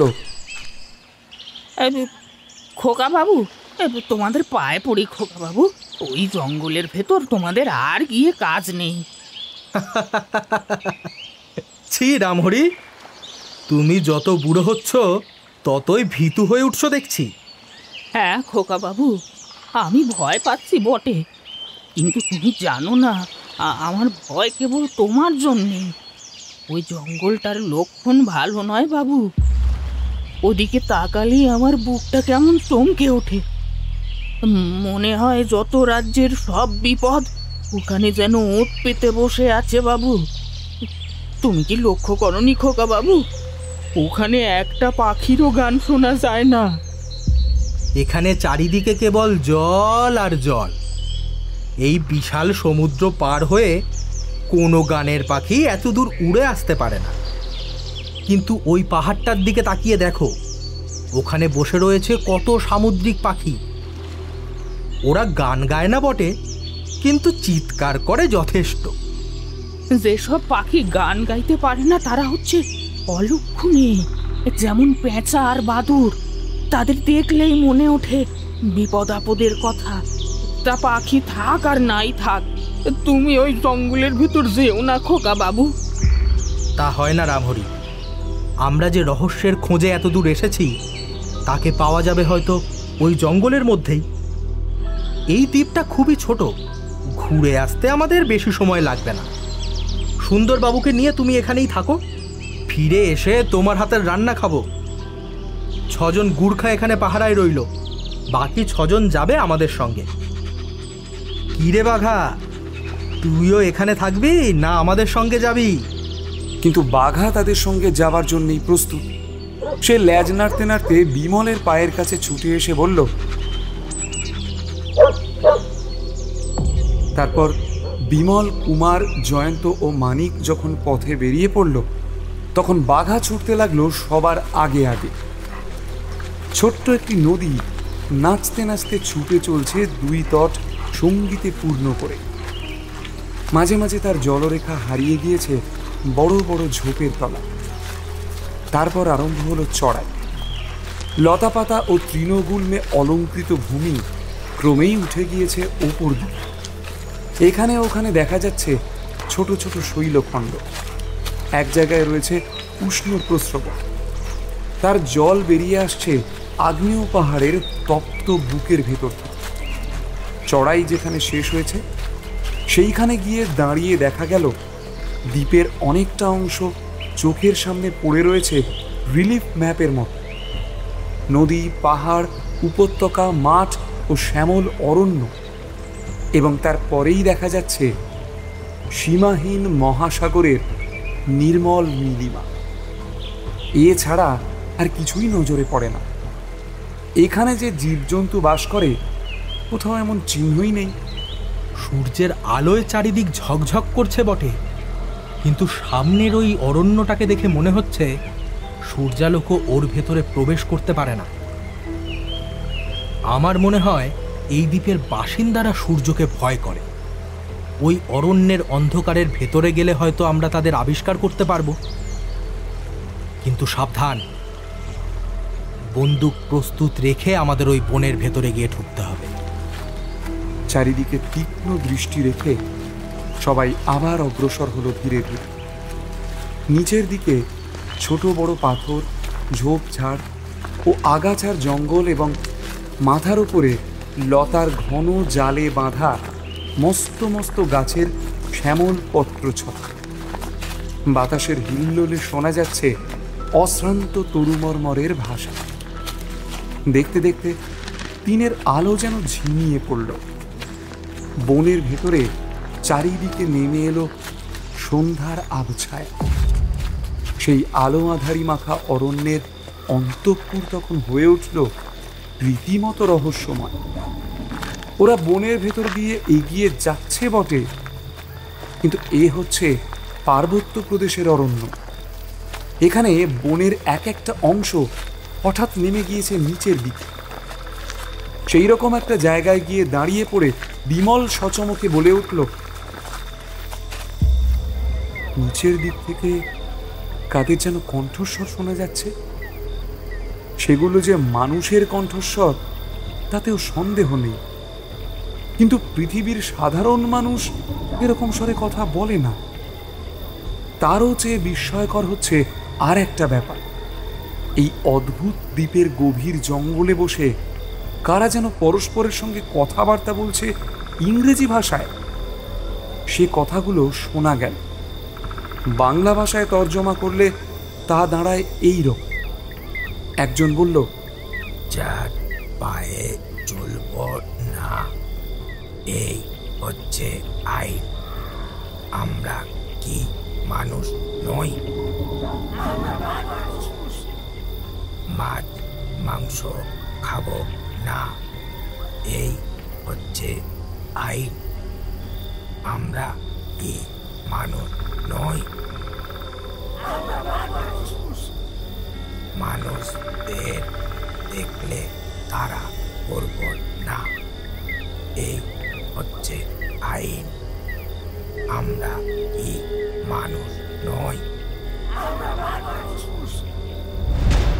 তারা ইংরেজি ভাষায় কথা বলছে বটে, কিন্তু তাদের কণ্ঠস্বরে একটা অত্যন্ত অস্বাভাবিকতা এবং উচ্চারণে ছিল অদ্ভুত এক জড়তা।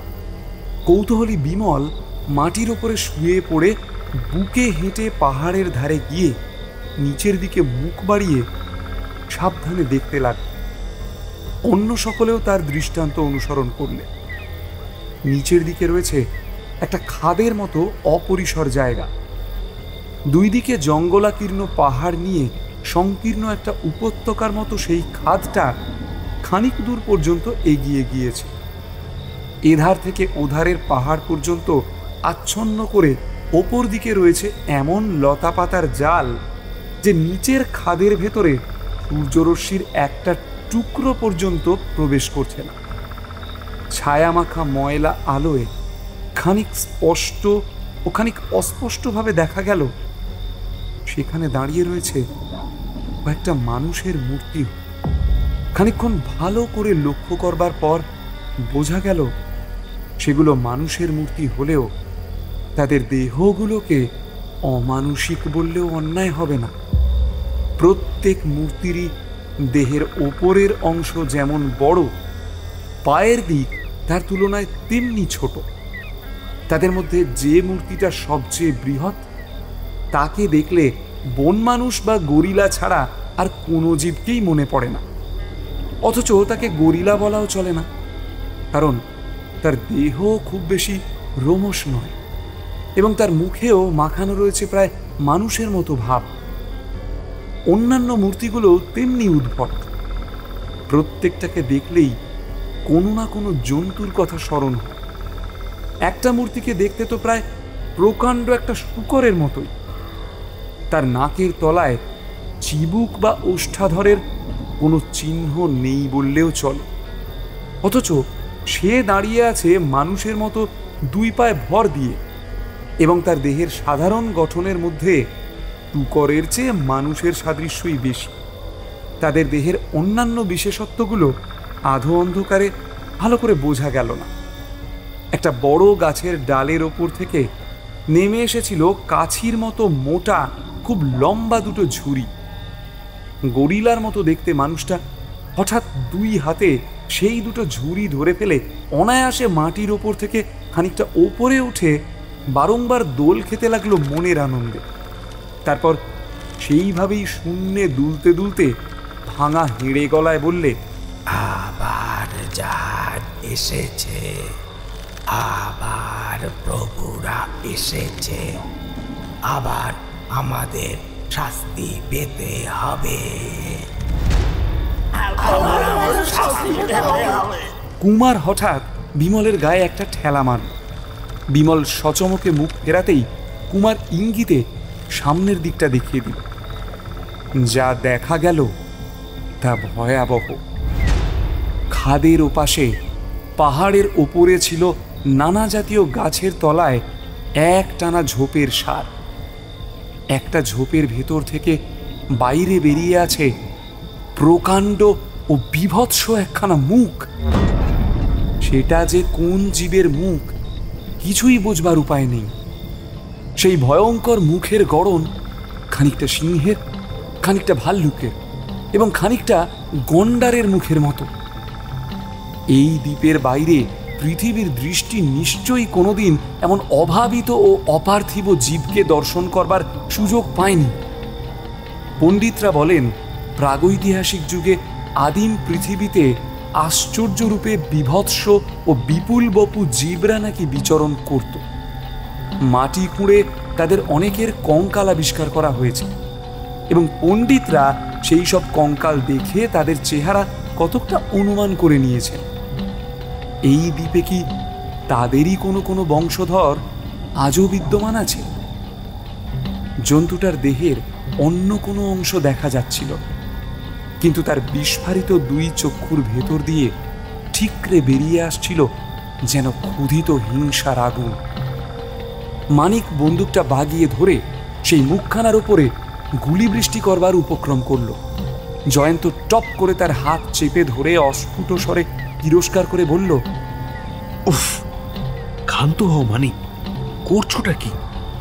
বন্দুকের শব্দ শুনে এখানকার সব জীব যদি আমাদের কাছে ছুটে আসে, তাহলে আর কি আমরা আত্মরক্ষা করতে পারবো?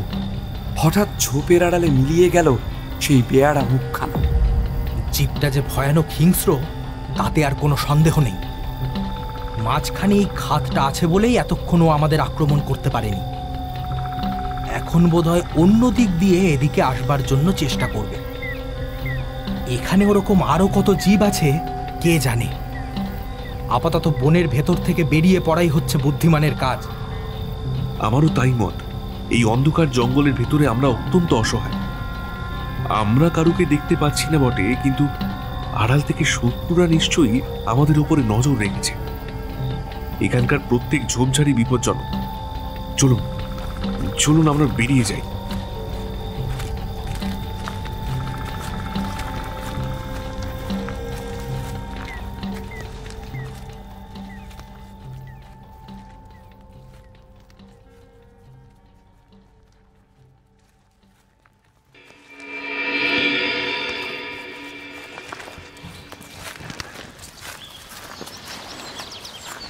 দ্বীপের অরণ্য থেকে সবাই যখন আবার নিজেদের তাঁবুর ভেতরে ফিরে এলো, তখন সর্বাগ্রে তাদের সম্ভাষণ করলেন সুন্দরবাবু। বললেন, জঙ্গলের ভেতরে আরো কতগুলো হনুমান বিছে দেখে এলে? আরে রেখে দিন আপনার হনুমান বিছে। আমরা যাদের দেখেছি তাদের দেখলেই আপনি বলে অজ্ঞান হয়ে পড়তেন। বলো কি হে? হনুমান বিছের চেয়েও আরো ভয়ানক কিছু থাকতে পারে নাকি? এ কথা আমি মোটেই বিশ্বাস করি না। আমার কথায় যদি বিশ্বাস না করেন, তবে নিজেই একবার জঙ্গলে গিয়ে চক্ষুকর্ণের বিবাদ ভঞ্জন করে আসুন না। ধুর, যে জঙ্গলে হনুমান বিছে পাওয়া যায় সেখানে কোনো ভদ্রলোকেরই যাওয়া উচিত নয়। আরে বারবার কি হনুমান বিছের কথা বলছেন? আমরা একটা কি জানোয়ার দেখেছি জানেন? তাও তার সমস্ত দেহটা দেখতে পাইনি, দেখেছি কেবল তার মুখখানা। আপনি ছবির নৃসিংহ মূর্তি দেখেছেন তো? সেই মূর্তি দেখলে নৃসিংহ ভয় পিঠটান না দিয়ে পারবে না। তুমি বড্ড বাজে কথা বলো মানি। নৃসিংহই হচ্ছে রূপকথার একটা অসম্ভব আর আজগুবি মূর্তি। তারও চেয়ে অপার্থিব কোনো জানোয়ার পৃথিবীতে থাকতে পারে না। সুন্দরবাবু, কল্পনা করুন এমন একখানা মস্ত বড় মুখ, যার খানিকটা দেখতে সিংহের মতো, খানিকটা ভাল্লুকের মতো, আর খানিকটা গন্ডারের মতো। অর্থাৎ তাকে সিংহও বলা যায় না, ভালুকও বলা যায় না, গন্ডারও বলা যায় না। সুন্দরবাবু আতঙ্কে এতটা বিভ্রান্ত হয়ে পড়লেন যে তার মুখের ভেতর থেকে একটি টু শব্দও নির্গত হলো না। আমরা আরো কি সব আশ্চর্য মূর্তি দেখেছি শুনবেন? গরিলার মতো দেখতে মানুষ, শুয়োরের মতো দেখতে মানুষ, ষাঁড়ের মতো দেখতে মানুষ, বাঘের মতো দেখতে মানুষ, শিয়ালের মতো দেখতে। তুমি কি বাঙালকে হাইকোর্ট দেখাতে চাও? তুমি কি আমাকে ডাহা হাঁদা গঙ্গারাম পেয়েছো? হ্যাঁ, শুধু বাতেলা। না সুন্দরবাবু, মানিকবাবু সত্য কথাই বলেছেন। তবু সুন্দরবাবু বিশ্বাস করতে চাইলেন না। জয়ন্তকে জিজ্ঞাসা করলে, দেখো জয়ন্ত, আমি বরাবরই দেখে আসছি তুমি আমাকে কোনোদিনই মিথ্যে ভয় দেখাবার চেষ্টা করোনি। মানিক যা বলছে তা কি সত্যি? মানিক একটু অত্যুক্তি করেনি। এরকম সব সৃষ্টি ছাড়া জীবকে আমরা সকলেই স্বচক্ষে দেখেছি। অত্যন্ত দমে গিয়ে সুন্দরবাবু কিছুক্ষণ একেবারে স্তব্ধ হয়ে রইলেন। তারপর ধীরে ধীরে বললেন, জয়ন্ত, এসব দেখবার পরও তোমরা এখনো কি এই দ্বীপে থাকতে চাও? আমি কি আগেই তোমাদের সাবধান করে দিইনি যে এটা হচ্ছে ভুতুড়ে দ্বীপ? দেশে আমার স্ত্রী পুত্র কন্যা আছে। মাস 2 পরে পেনশন নিয়ে পায়ের ওপরে পা দিয়ে বসে হাঁপ ছাড়বো মনে করছি, আর তোমরা কিনা আমাকে ধাপ্পা দিয়ে অপঘাতে মারবার জন্য এই ভয়ঙ্কর স্থানে টেনে নিয়ে এলে। তোমাদের মনে কি একটুও দয়া মায়া নেই ভাই? বলতে বলতে সুন্দরবাবুর মুখখানি কাঁদো কাঁদো হয়ে এলো।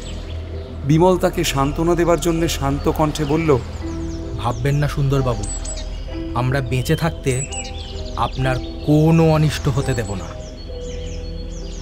আপনি তো বেশ কথা বললেন, আপনারা বেঁচে থাকলে আমার অনিষ্ট হবে না।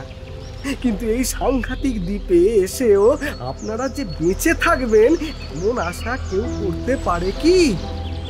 নানা বিপদের মুখে গিয়েও যখন আমরা মরিনি, তখন এই ছোট্ট দ্বীপ থেকে নিশ্চয়ই জ্যান্ত দেহ নিয়ে ফিরে যাব, এমন বিশ্বাস আমাদের আছে। কিন্তু এখন সেসব কথা থাক। আপাতত আমরাও ক্লান্ত, আর উদরের ক্ষুধাও হয়েছে অশান্ত। এখন আমাদের একমাত্র বন্ধু হচ্ছে রন্ধনশালার রামহরি। চলুন সুন্দরবাবু, সেদিকেই ধাবমান হওয়া যাক। বিকালের চায়ের আসরে আপনাকে এই দ্বীপের রহস্য বুঝিয়ে বলবো। সারাদিন সুন্দরবাবু তাঁবুর বাইরে একটি বার মাত্রও পা বাড়াননি। বিকালে বিমলদের চায়ের আসর বসল বাইরে খোলা জমির ওপর।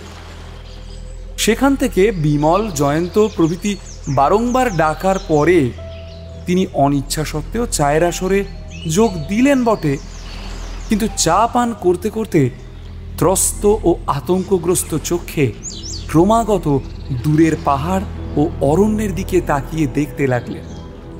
কিন্তু দূরের আলো ছায়া মাখা অরণ্য ও পাহাড়কে দেখাচ্ছিল তখন ছবির মতো সুন্দর। এদিকে ছোট নদীটিও যেন রূপলি আলোকলতার মতো পড়ে রয়েছে পৃথিবীর শ্যামল শয্যার উপর। চারিদিকেই দেখা যাচ্ছে পরম শান্তির মধুর ইঙ্গিত। কোথাও কোনো বিভীষিকার এতটুকু আঁচ পর্যন্ত নেই। চা পান করতে করতে বিমল বলল, সুন্দরবাবু, অনেক দিন আগে ঘটনাচক্রে বাধ্য হয়ে পেনড্রিক নামে এক সাহেব এই দ্বীপে এসে পড়েছিলেন। এখানে এসে তিনি যা দেখেছিলেন সে সমস্তই কাগজে কলমে লিখে রেখে গেছেন। সেই লেখাটি বিখ্যাত ইংরেজ ঔপন্যাসিক H.G. Wells the island of doctor Moreau নামে একটা বইতে প্রকাশ করেছেন। আমি বরাবরই ওয়েলস সাহেবের রচনার ভক্ত। তার ওই বইখানি পড়েই আমি সর্বপ্রথম এই দ্বীপের কথা জানতে পারি। ডক্টর মোরো ছিলেন একজন বিচক্ষণ জীবতত্ত্ববিদ। কেবল তাই নয়, সার্জারি বা শল্যবিদ্যাতেও তার হাত ছিল অসাধারণ। অনেক গবেষণার পর তিনি এই সিদ্ধান্তে আসেন যে বিভিন্ন জন্তুর জীবন্ত দেহের ওপরে অস্ত্রোপচার করে তাদের দেহগুলোকে মানুষের দেহের মতো করে তোলা যায়। বেশ বোঝা যাচ্ছে ওই ডক্টর মোরো ছিলেন দস্তুর মতো উন্মাদগ্রস্ত ব্যক্তি। আরে অপারেশন করে গাধাকে যদি মানুষ করে তোলা যেত তাহলে তো ভাবনাই ছিল না। ব্যস্ত হবেন না সুন্দরবাবু, আগে আমার কথা শুনুন। ডক্টর মোড়ো কেন যে এরকম অভাবিত সিদ্ধান্তে এসে উপস্থিত হয়েছিলেন, ওয়েলস সাহেবের কেতাবখানা পড়ে দেখলে আপনিও তা উপলব্ধি করতে পারবেন। ডক্টর মোড়োর সিদ্ধান্ত নিয়ে এখানে আমি আর কোনো বাক্য ব্যয় করতে চাই না। তবে তিনি যে সত্যিই গরিলা, বৃষ, চিতাভাগ, নেকড়ে, হায়না, ভালুক, শুয়োর, কুকুর প্রভৃতি দেহের ওপর অস্ত্রচালনা করে তাদের আকার করে তুলেছিলেন যথাসম্ভব মানুষের মতোই, পেন্ড্রিক সাহেব স্বচক্ষে তা দেখে লিখে রেখে গেছেন। আর তার কথা যে কাল্পনিক নয়, আমরাও আজ এই দ্বীপে এসে তার যথেষ্ট প্রমাণ পেয়েছি। দ্বীপে আমরা আজ যে সব মনুষ্যরূপধারী জন্তুগুলোকে দেখেছি, সেগুলো হয় ডক্টর মোড়ের স্বহস্তের কীর্তি, নয় তারা হচ্ছে তারই সৃষ্ট জীবদের বংশধর। তাদের দেহই কেবল মানুষের মতো দেখতে নয়, তারা কথাও বলে মানুষের ভাষায়, ইংরেজিতে। না, ডক্টর মোড়ো পাগল না হলেও শেষটা আমাকেই দেখছি পাগল হতে হবে। আপনি কি বলতে চান বিমল বাবু, অস্ত্রোপচার করে জন্তুকেও শেখানো যায় মানুষের ভাষা? না, আমি সে কথা বলতে চাই না। ডক্টর মোড়ো নিজেই পেন্ড্রিক সাহেবকে বলেছিলেন এইসব জন্তুকে মানুষের আকার দিয়ে মানুষের ভাষা শিখিয়েছিলেন তিনি নিজেই। কেবল মানুষের ভাষা নয়, তিনি তাদের মানুষের আচার ব্যবহারও শেখাতে ভোলেননি। ওয়েলস সাহেবের কেতাবে এমন ইঙ্গিত আছে ডক্টর মোড়ো হিপনোটিজম বা সম্মোহন বিদ্যাও জানতেন। খুব সম্ভব সেই সম্মোহন বিদ্যার প্রভাবই ওই মানুষ জন্তুগুলোর ওপরে কাজ করেছিল সবচেয়ে বেশি। মানুষ জন্তুগুলো ডক্টর মোড়োকে ভয় করত জমের মতো। সুন্দরবাবুর বিস্ময় এমন মাত্রা ছাড়িয়ে উঠল যে মুখ বেজার করে তিনি নির্বাকভাবে বসে রইলেন মূর্তির মতো। কিন্তু ডক্টর মোড়ো খোদার ওপর খোদকারি করতে গিয়েছিলেন, তাই পরে প্রকৃতি নিতে চেয়েছে প্রতিশোধ। ওইসব গরিলা মানুষ, বাঘ মানুষ আর অন্যান্য জন্তু মানুষ দেখতে মানুষের মতো হলেও মানুষের প্রকৃতি তাদের ওপরে সমানভাবে কাজ করতে পারল না। তাদের ভেতরে ক্রমেই বেশি বেশি করে আবার ধীরে ধীরে সজাগ হয়ে উঠতে লাগলো জানোয়ারের প্রকৃতি। তারপর জন্তু মানুষদের যেসব সন্তান হলো, তাদের দেহও হয়ে উঠল অনেকটা জন্তুরই মতো দেখতে। শিশু বয়সে তারা বাপ মায়ের কাছ থেকে মানুষের ভাষা ও নীতিশিক্ষা করেছিল বটে, কিন্তু তাদের কাছে প্রকাশ পায় বিশেষ জন্তুর বিশেষ বিশেষ স্বভাব। আজ তাদের মাংস খেতে আপত্তি নেই, মানুষ দেখলে হিংস্র জন্তুর মতোই তারা করবে। আর মাঝে মাঝে দুই পায়ে ভর দিয়ে দাঁড়ালেও এখন তারা বিচরণ করবে চতুষ্পদ জন্তুর মতো। তাদের বংশধররা হয়তো অবিকল জন্তুর দেহ নিয়েই জন্মগ্রহণ করবে, হয়তো মানুষের ভাষায় কথা বলার শক্তি পর্যন্ত তাদের থাকবে না।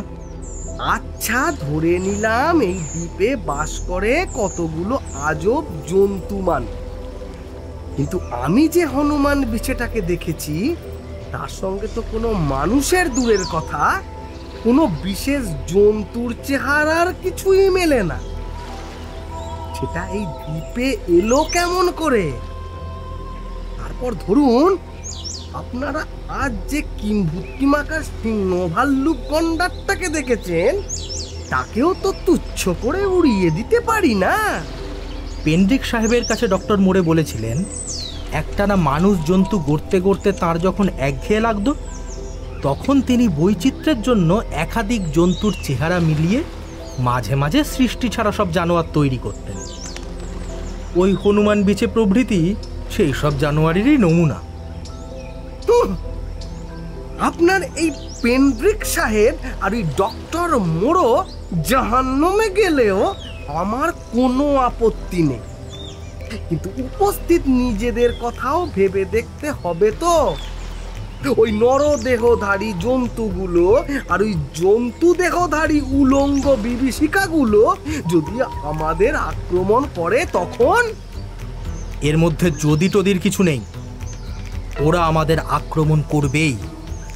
আরে বলেন কি মশাই? হ্যাঁ, ঠিকই বলছি। আমার ধারণা খুব সম্ভব ওরা আজ রাত্রেই আমাদের আক্রমণ করবে। কি করে জানলেন আপনি? ওরা আমাদের দেখেছে। ওদের মধ্যে যারা বেশি হিংস্র তারা নিশ্চয়ই আজ রাত্রে শান্তভাবে চুপ করে বসে থাকবে না। কিন্তু আপনি কেবল রাত্রের কথাই তুলছেন কেন? আমাদের আক্রমণ করবার ইচ্ছে থাকলে ওরা দিনের বেলাতেও তো আসতে পারে। আপনি কি হিংস্র জন্তুদের স্বভাব জানেন না? দিনের বেলায় তাদের হিংস্র মন আধ ঘুমন্ত অবস্থায় থাকে। দিনের আলো নেভার সঙ্গে সঙ্গেই তাদের প্রকৃতির নিষ্ঠুরতা জেগে ওঠে ধীরে ধীরে। রাত্রি যত বাড়ে তাদের হিংস্রভাবও তত বেশি হয়ে ওঠে। সেই সময় তারা বেরিয়ে পড়ে দলে দলে জীব শিকারে। আমার অনুমান সত্যি কিনা আজ রাত্রেই পাওয়া যাবে তার প্রমাণ। মাফ করবেন মশাই, আমি প্রমাণ কিছুই পেতে চাই না। এই মুহূর্তে আমি জাহাজে গিয়ে উঠতে চাই। এই দ্বীপের সব জীবই যে হিংস্র আর হত্যাকারী সে কথা আমি মনে করি না। আমরা সকর্ণে শুনেছি কতগুলো জীব এখনো নিজেদের মানুষ বলে গর্ব করে আর মনুষ্য ধর্ম পালন করবার জন্য নীতিবাক্যও মুখস্থ করে থাকে। এও শুনে এসেছি এখানে আমাদের আবির্ভাবে তারা ভয় পেয়েছে বটে, কিন্তু আমাদের মতো আসল মানুষকে তারা মনে করে প্রভুর মতোই। খুব সম্ভব তারা আমাদের ওপর আক্রমণকারীদের দলে যোগ দিতে রাজি হবে না। যে জীবগুলো তাদের মতো বৈষ্ণব নয়, আপনি সেই হতভাগাদের কথা ভাবছেন না কেন? হনুমান বিছে আর ওই ওর নাম কি যেন, ওই সিংহ ভাল্লুক গন্ডারের দল যদি আমাদের এখানে এসে হানা দেয়।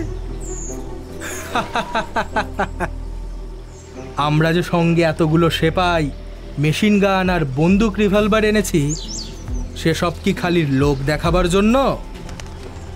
কুমার, আর খানিক পরেই সন্ধ্যা নামবে। তুমি এখন থেকেই সেপাইদের প্রস্তুত হয়ে থাকতে বলে এসো। সকলেই যেন এক একটা ঝোপঝাপ বেছে নিয়ে ওই বন আর নদীর দিকে সতর্ক দৃষ্টি রাখে। মেশিন গানগুলো বাইরে যথাস্থানে এনে রাখবার ব্যবস্থা করো। আজকে আমরা রাত্রি যাপন করব কবির মতো চন্দ্রকরোজ্জ্বল মুক্ত আকাশের তলায়। তফাৎ খালি এই, কবিরা ব্যবহার করেন মসি আর আমরা হব অসির ভক্ত। কিন্তু এই অসাময়িক কবিত্বের জন্যে সুন্দরবাবুর গা যেন জ্বলে গেল। একে তো যুদ্ধের আয়োজনের কথা শুনেই তার বুকের ভেতরে জেগেছে ঢিপ ঢিপ শব্দ, তার উপরে আবার এই কবিত্বের অত্যাচার। এতটা তার আর সহ্য হলো না। তার উপরে আজ আবার কতগুলো দানব বা রাক্ষসের মতো জীবের সঙ্গে তাদের যুদ্ধ হতে পারে। তিনি তাড়াতাড়ি দোদুল্যমান ভুঁড়ি নিয়ে ছুটলেন সকলের নামে নালিশ করতে রামহরির কাছে।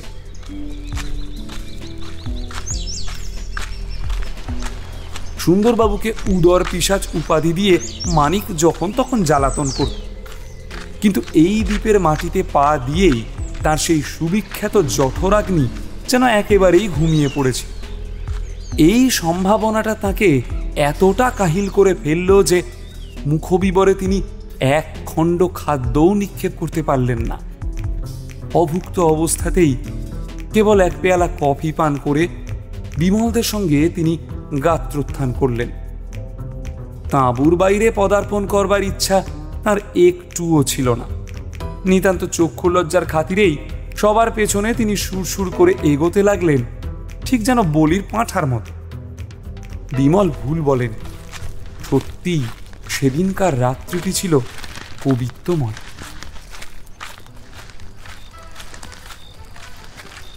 দূরে মহাসাগরের ভৈরব রাগের সঙ্গে কাছের নটিনী তটিনী জলবীণার তারে তারে বাজছিল অতি মৃদু একটি রাগিনীর গুঞ্জন।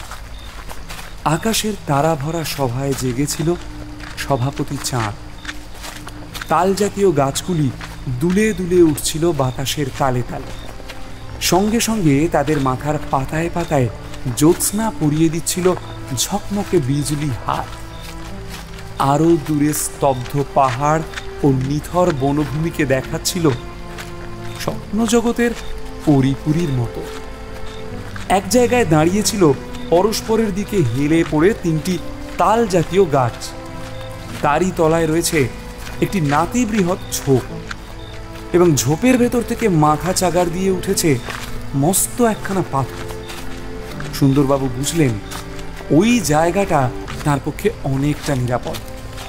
বিমলের দিকে ফিরে তিনি বললেন, ও বিমল বাবু, এই তিনটে গাছের তলায় বসে আমি যদি পাহারা দিই, বলে আপনাদের কিছু আপত্তি আছে কি?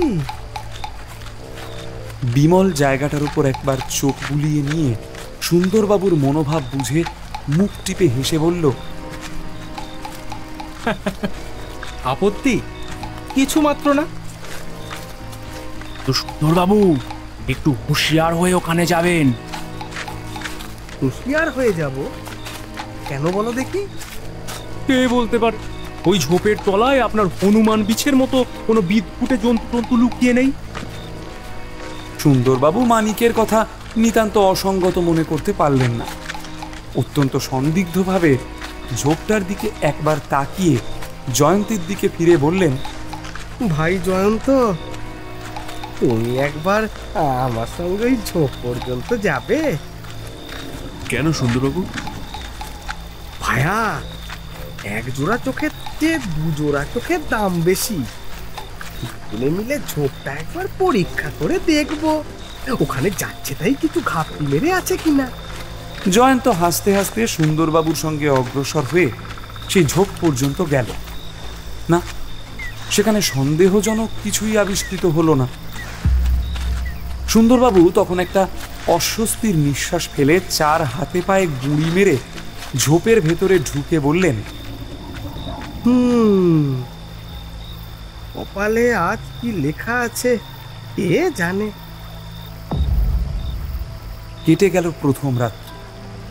দ্বিতীয় রাতেও প্রকৃতির ভেতরে আলোকোৎসব হচ্ছে বটে, কিন্তু জ্যোৎস্নাকেও হার মানিয়ে দেয় এমন একটা সুতীব্র ও সুদীর্ঘ আলোক আজ এখানে ঘোরাফেরা করছে এই ক্ষুদ্র দ্বীপের এধার থেকে ওধার পর্যন্ত। সেটা হচ্ছে জাহাজের শক্তিশালী সার্চলাইট। অন্ধকারকে নির্বাসিত করবার জন্যে কুমারী আজ এই আলোর ব্যবস্থা করে এসেছে। আচম্বিতে এই চলন্ত আলোকরেখাটা স্তম্ভিত হয়ে গেল। সকলের সচকিত দৃষ্টিতে দেখলে একটা ঢালু পাহাড়ে জমির ওপরে আবির্ভূত হলো অনেকগুলো মূর্তি। দল বেঁধে তারা নিচের দিকে নেমে আসতে লাগলো। চোখে দূরবীন লাগিয়ে বিমল বলল, ওদের মানুষ বলেই মনে হচ্ছে, কিন্তু ওরা হাঁটছে চতুষ্পদ জন্তুর মতোই। ওরা আসছে আমাদেরই দিকে। রাত্রি হয়েছে গভীর, জেগেছে ওদের নকল মানুষ দেহের মধ্যে বুভুক্ষ পশুত্ব। জয়ন্তবাবু, ডক্টর মোরোর থিওরির ভেতর গোড়াতেই ছিল গলদ। অস্ত্রোপচারের সাহায্যে কোনো পশুর বাইরেকার আকার বদলালেই তার ভেতরকার স্বভাব বদলায় না। পশুরা হচ্ছে। সে আরও কিছু বলতে যাচ্ছিল, কিন্তু বলতে বলতে হঠাৎ থেমে গেল। সার্চলাইটের সীমার মধ্যে এসে দাঁড়ালো আরও একদল মূর্তি। তারা আবার দেখতেই কেবল মানুষের মতো নয়, হাঁটছেও মানুষের মতো দুই পায়ে। দূর থেকে একটা অস্পষ্ট কিন্তু গম্ভীর স্বর বলল, চার পায়ে চলব না, এই হচ্ছে আইন। আমরা কি মানুষ নই?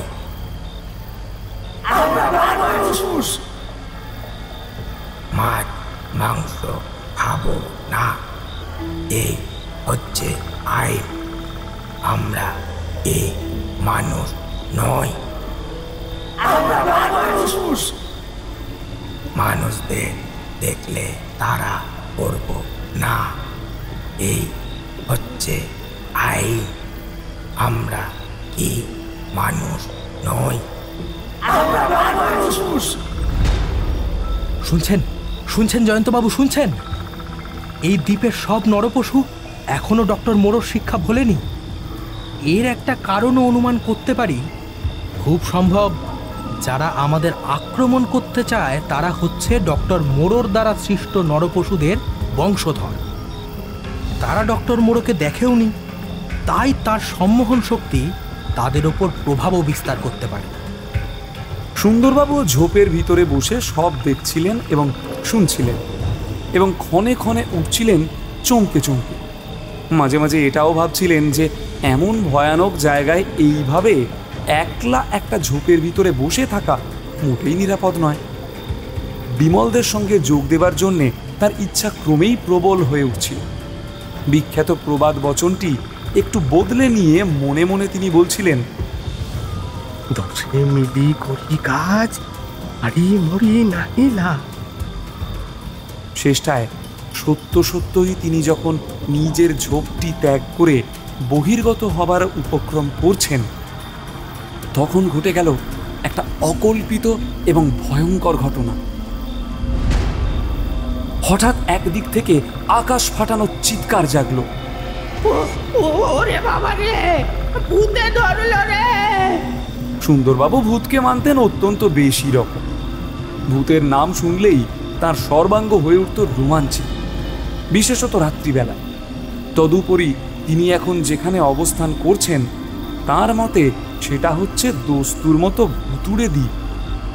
সুতরাং সেই মুহূর্তেই তিনি ফিরে না তাকিয়ে পারলেন না, এবং সঙ্গে সঙ্গে অতিশয় স্তম্ভিত চোখে তিনি সেই সব অসম্ভব দৃশ্য অবলোকন করলেন। রামহরি ঝড়ের বেগে ছুটে আসছে এবং তার পেছনে পেছনে তাড়া করে আসছে মূর্তিমান দুঃস্বপ্নের মতো একটা বিভীষণ জীব। সুন্দরবাবু প্রায় মূর্ছিত হয়ে ধরাশায়ী হন আর কি।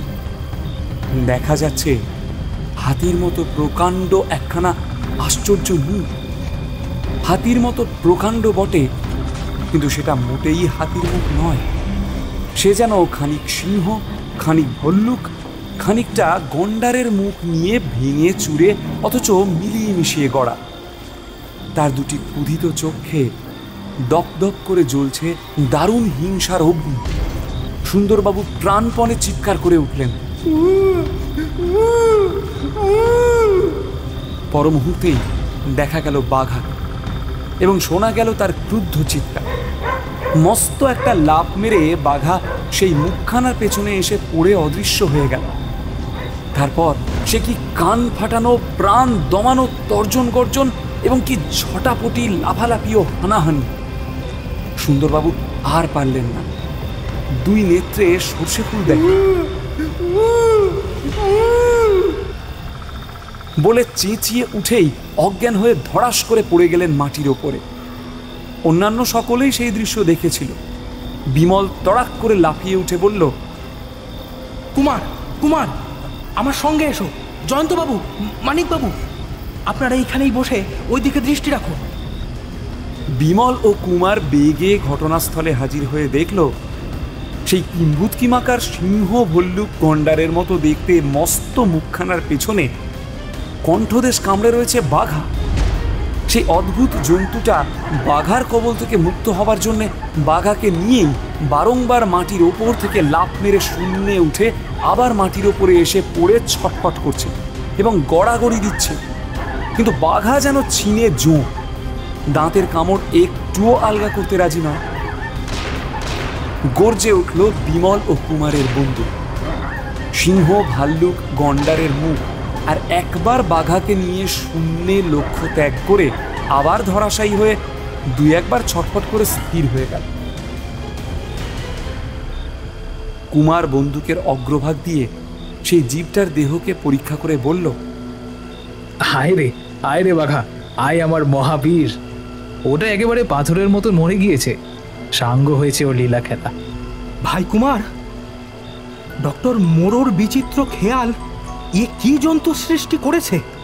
দেখো দেখো, এত বড় হাতির মতো মুখ, কিন্তু ওই মুখের তলায় রয়েছে মাত্র হাত দেড়েক লম্বা আর হাতখানেক চওড়া একটা থলের মতো দেহ, আর সেই দেহের তলায় রয়েছে কুমিরের পায়ের মতো চারটি ছোট ছোট পা।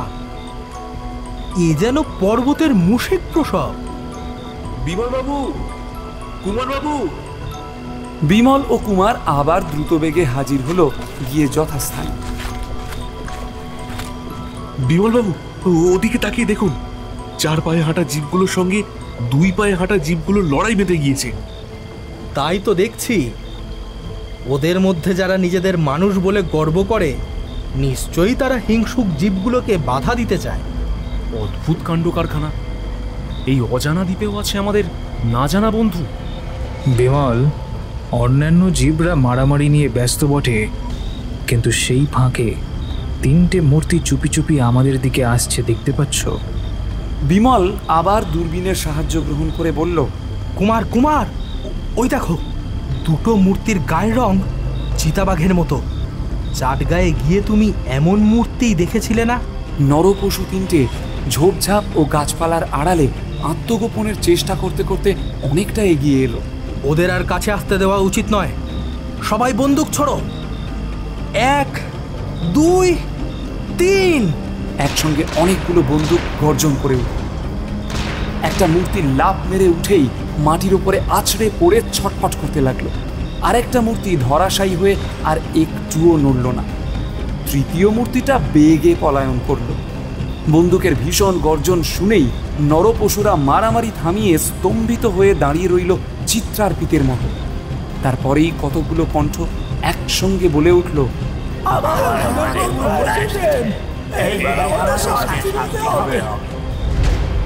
অতঃপর সুন্দরবাবুর অবস্থাটা দেখা দরকার। সিংহ, ভল্লুক, গন্ডারের গর্জন শ্রবণ করে সুন্দরবাবু অচেতন হয়ে পড়েছিল। এখন তার মূর্ছা ভেঙে গেল বন্দুকের শব্দে। তিনি বলে উঠলেন, ঘন ঘন বন্দুকের শব্দ হচ্ছে যে, তাহলে তুমুল লড়াই শুরু হয়ে গেছে। কিন্তু এখানে যে দুটো ভুতুড়ে জানোয়ারের নমুনা দেখছি বাবা, তাদের সঙ্গে লড়াই করে কখনো পেরে ওঠা যায়? তাদের চেহারা দেখলেই পেটের পিলে যায় চমকে। তাদের সঙ্গে লড়বো কেমন করে? এখান থেকে লম্বা দেবারও কোনো উপায় নেই। মহাসমুদ্রের মাঝখানে উঁচকে একটা দ্বীপ, তারই মধ্যে হয়েছি বন্দি। ঝোপের বাইরেও পা বাড়াতে ভরসা হয় না। এ জানে বাবা, কোথায় খুঁটি মেরে বসে আছে বদমেজাজি কিংবুদ্ধি মাতারের দল। কি যে করি? ওরে বাপ রে, আবার কি? বিপুল বিস্ময়ে এবং বিষম আতঙ্কে সুন্দরবাবুর বিস্ফারিত চক্ষু দুটো গোল হয়ে উঠল চাকতির মতো। থরথর করে কাঁপতে লাগলো পায়ের তলার মাটি। তারপরেই শোনা গেল যেন অসম্ভব রূপে বিরাট এক মহাদানবের বিশ্ব ফাটানো ভৈরব হুঙ্কারের পর হুঙ্কার। তারপরেই দেখা গেল পাহাড়ের ভেতর থেকে বেরিয়ে আসছে পুঞ্জীভূত ধূম্র রাশি এবং থেকে থেকে ঠিকরে উঠছে মেঘচুম্বী প্রচণ্ড অগ্নিশিখা। দূর থেকে ভেসে আসতে লাগলো বহু জীবের ভীত কণ্ঠস্বরের একটা আর্তনাদ। এও দেখা গেল অনেক তফাতে দলে দলে জীব কিংকর্তব্য বিমূহের মতো ছুটোছুটি করছে দিকে দিকে, কিন্তু সেগুলো মানুষ কি জানোয়ার কিছুই বোঝা যায় না। 2 হাত দিয়ে চেপে বুকের কাঁপুনি থামাবার চেষ্টা করে সুন্দরবাবু মনে মনেই বললেন, এ আবার কি কাণ্ড রে বাবা? পৃথিবীর প্রলয়কাল এলো নাকি? ঝোপের বাইরে অনেকগুলো দ্রুত পায়ের শব্দ শুনে সুন্দরবাবুর মুখ ভয়ে সাদা হয়ে গেল। তিনি আবার বুঝে অজ্ঞান হয়ে যান। তারপর শোনা গেল বিমল চিৎকার করে বলছে, আগ্নেয়গিরি জেগে উঠেছে। পাহাড়ের ওপর থেকে নেমে আসছে তপ্ত লাভার স্রোত। দ্বীপের সমস্ত প্রাণী মারা যাবে। নৌকা ভাসা, নৌকা ভাসা! তাড়াতাড়ি তাড়াতাড়ি, জাহাজে আমাদের পৌঁছাতে হবে। তাড়াতাড়ি চলো। জয়ন্ত, জয়ন্ত, সুন্দরবাবু, সুন্দরবাবু কোথায় গেলেন? সুন্দরবাবু, সুন্দরবাবু! এই যে আমি। আগ্নেয়গিরি জেগে উঠেছে। পাহাড়ের ওপর থেকে নেমে আসছে তপ্ত লাভার স্রোত। আর নয়, আর নয়, এই অভিশপ্ত দ্বীপে আর নয়। প্রাণে বাঁচতে চান তো প্রাণপণে দৌড়ে চলুন। আরে দৌড়ে চলুন। তার আর দ্বীপের মাঝখানে এখন অনেকখানি ব্যবধান, কিন্তু দ্বীপের দিকে তাকালে এখন কেবল দেখা যায় বিমূল ধূম্রপুঞ্জের সঙ্গে বিরাট অগ্নিকাণ্ড। আগুনের শিখায় লালচে হয়ে উঠেছে ওখানকার আকাশ পর্যন্ত। বিমল দুঃখিতভাবে বলল, বিদায় বিদায় ডক্টর মুরদ্দীপ, বিদায়। মনে এই আক্ষেপ রয়ে গেল, তোমার সমস্ত রহস্য আর জানা হলো না। বিদায়। আবার আপনি রহস্যের নাম মুখে আনছেন? রহস্য? যতদিন বাঁচবো আর কখনো কোনো রহস্যেরই ধার বাড়াবো না।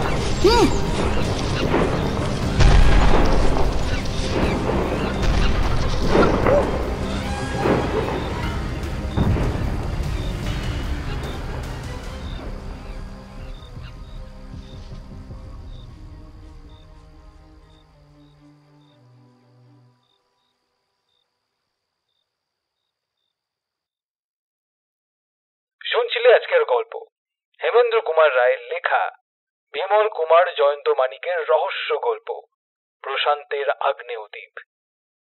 আজকের গল্পের নাট্যরূপ, অভিনয়, শব্দগ্রহণ, সম্পাদনা, আবহ নির্মাণ ও সঙ্গীত পরিচালনায় টেলোগ্রাফ ক্রিয়েশনস এবং আমি আরজে সৃজন। টেলোগ্রাফ ক্রিয়েশনস এর সদস্যরা হল সৌরভ, নীলাশিস, সৌভিক, দেবাঞ্জন, তমজিৎ, শুভ ও শুভম। গল্পের পোস্টার ডিজাইন রোমো। প্রযোজনা এবং সমগ্র পরিচালনায় আমি আরজে সৃজন। তো কেমন লাগলো আজকের গল্প? কমেন্ট করতে পারো, কিংবা আমাদের ফেসবুক বা ইনস্টাগ্রামও জানাতে পারো। আমার ফেসবুক আইডি এসজি সৃজন আর ইনস্টাগ্রাম হচ্ছে এসজি সৃজন 620। তো ভালো থেকো, ভালো রেখো, আর আমি আরজে সৃজন সাইনিং অফ।